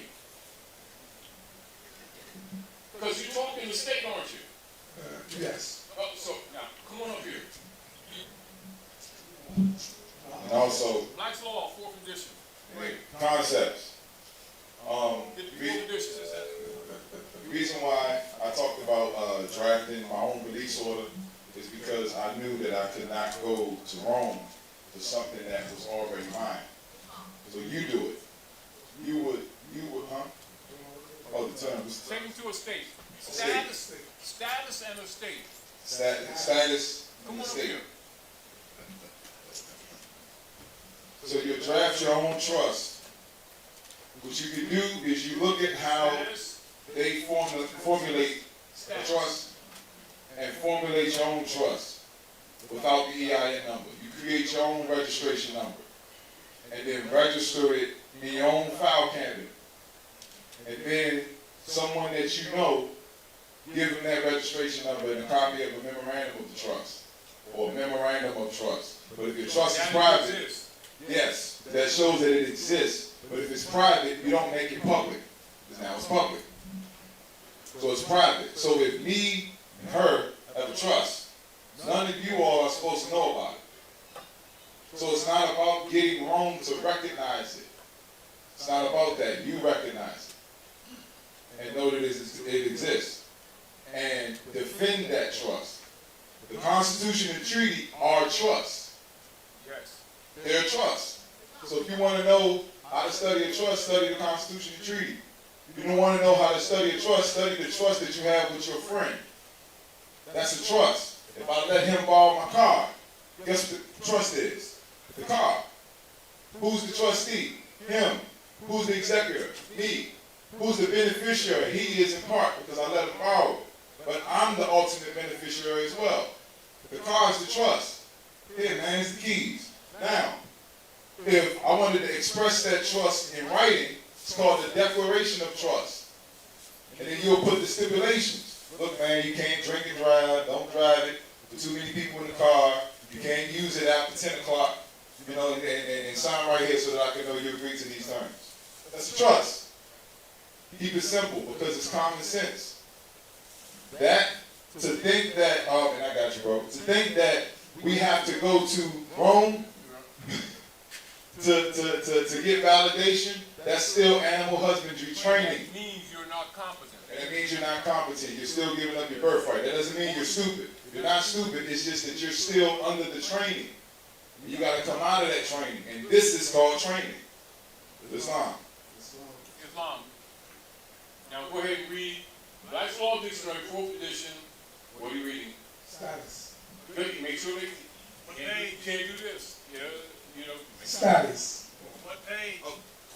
Page 1580. Black's Law. Black Law's Dictionary, 4th edition. Yeah. The word, term, status. Standing, state or condition. Reynolds versus Pennsylvania Oil Company. 50, You don't have to read the law substance without the cases. I start over. Status. Standing, state or condition. Status is the standing. So remember, in law books is brief. So put it in what you make reference to. Status is. Status is state or condition. The legal relation of individuals to the rest of the community. The rights, duties, capacities, and incapacities which determine a person to a given class. A legal personal relationship not temporarily in its nature, nor terminable at the mere will of the parties, with which the third person in this state or are concerned. While the term implies relation, it is not a mere relationship. That's bad. It's not a mere relation. It also means the state, because it signifies the condition or circumstances in which one stands with regards to his property. Now, I want you to go, hold on.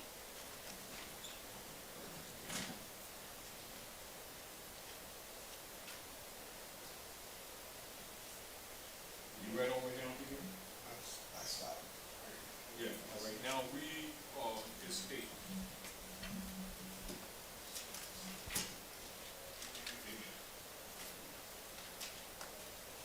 So you do a trust in relationship to preserve or protect your property, right? And your heritability, right? So therefore, you don't go to the opposer to ask them for permission. You put them on what? Lawful notice. Go ahead. Black Law's Dictionary, 4th edition. Estate. The interest which anyone has in land or in any subject or property. An estate in land, tenement and inheritance. Inheritance signifies such interest as the tenant has therein. The condition or circumstances in which the owner stands with regards to his property. In this sense, estate is constantly used in conveyance in connection with the word right, title, and interest, and is in a great degree synonymous with all of them. The degree, quantity, nature, and extent of interest which a person has in real property is usually referred to as an estate, and it varies from absolute ownership down to naked possession. So you can see what occurs. Now look at this. Now use your common sense and involved in concepts what we're talking about. The very nature of our thinking, because of the training that we go to the IRS and get an EIN number, etc. which is a conditional, or what you call an application, is a subjugation. So now you go into their jurisdiction. The first thing you want to look at, where was the IRS established, in the treaty or in the Constitution? Nowhere. Looks like a third-party interloper, doesn't it? Yes.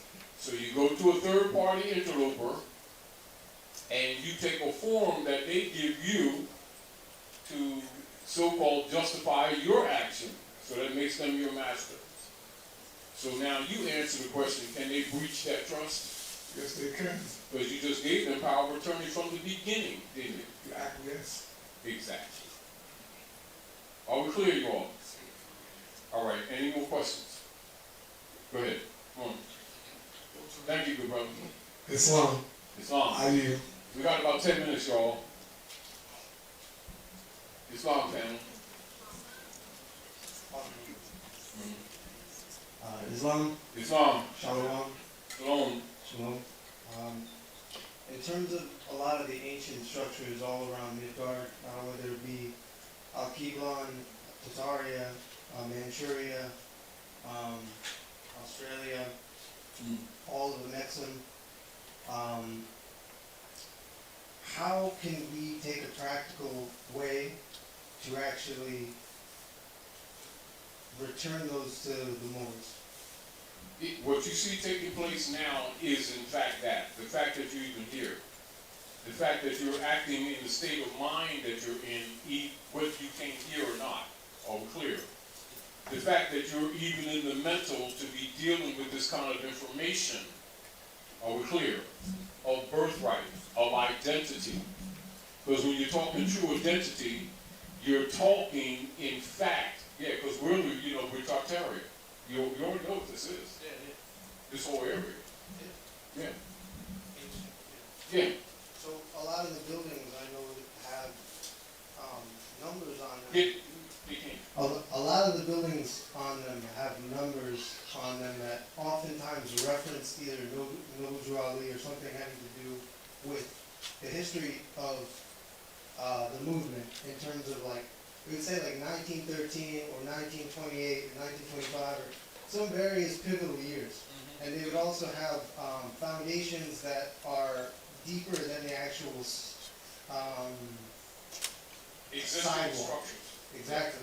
So, and there's places like, you go to Tampa, Florida, you go to Houston, we're in the middle of it right now, you know what I mean? Like, there's buildings all over, so in a sense, it's like, what is, I guess, you just answered it, but also a second question, in terms of the World's Fair events that were used to deconstruct some of the largest monuments, in particularly this side of the world, how can that be rectified? The rectification is really consciousness. Because remember, man is mind. That's number one. And the only reason why the dark priesthood has been able to do what they've done is because we have fallen to animal husbandry training. Keep this in mind. In propria persona, in your own proper person, all rights are returned to you.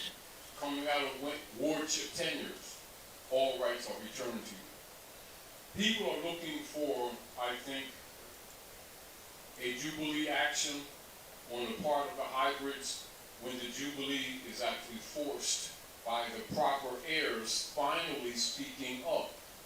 It's not something to be gained in a sense, or a place to go to. It's already here. The true heirs are just not in place. And the placement is not for you to necessarily physically take anything, but for you to reclaim it. And so as you see what's taking place now, what we've been telling people for the last maybe 7 or 8 years, that the nations of the earth were going to stop buying U.S. Treasury bonds, which is the basis of their economic system. You're going to have a feedback loop.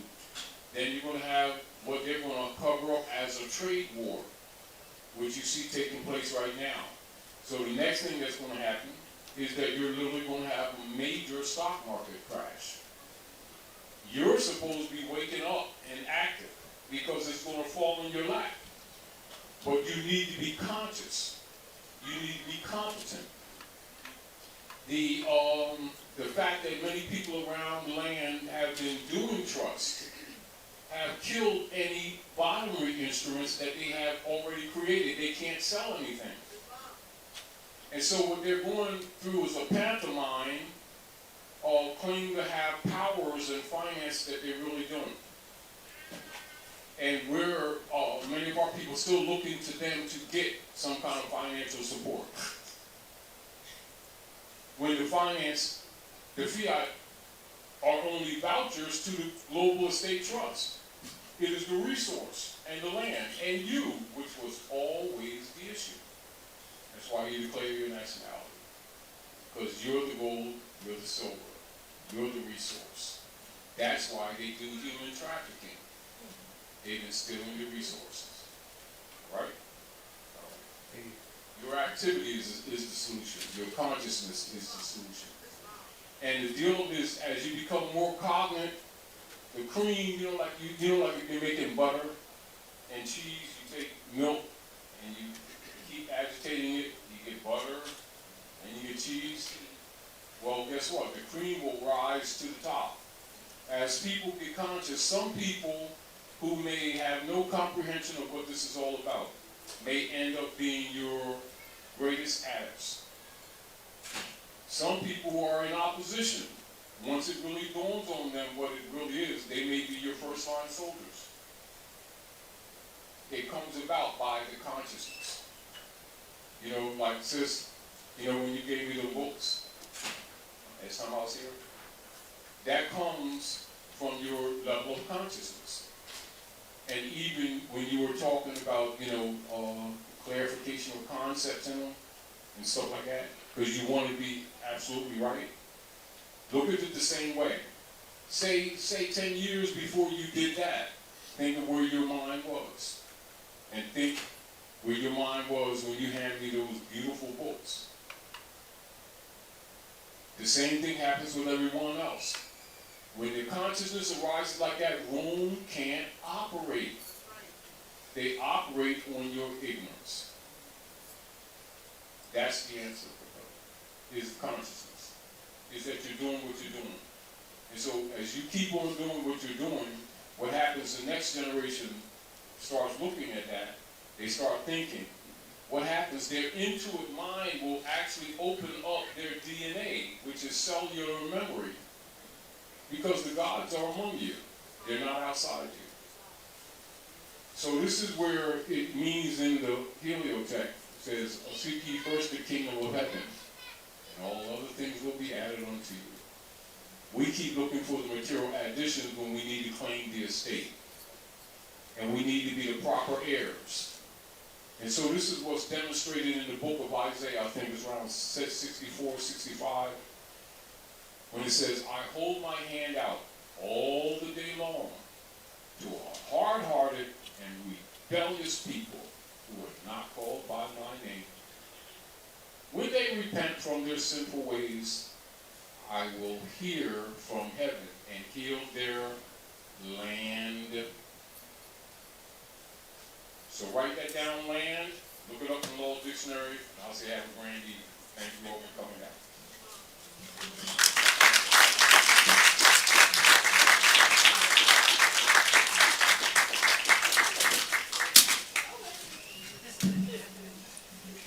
When you look it up, you'll see that land also means moors. It'll say moor. So you're the land. Islam.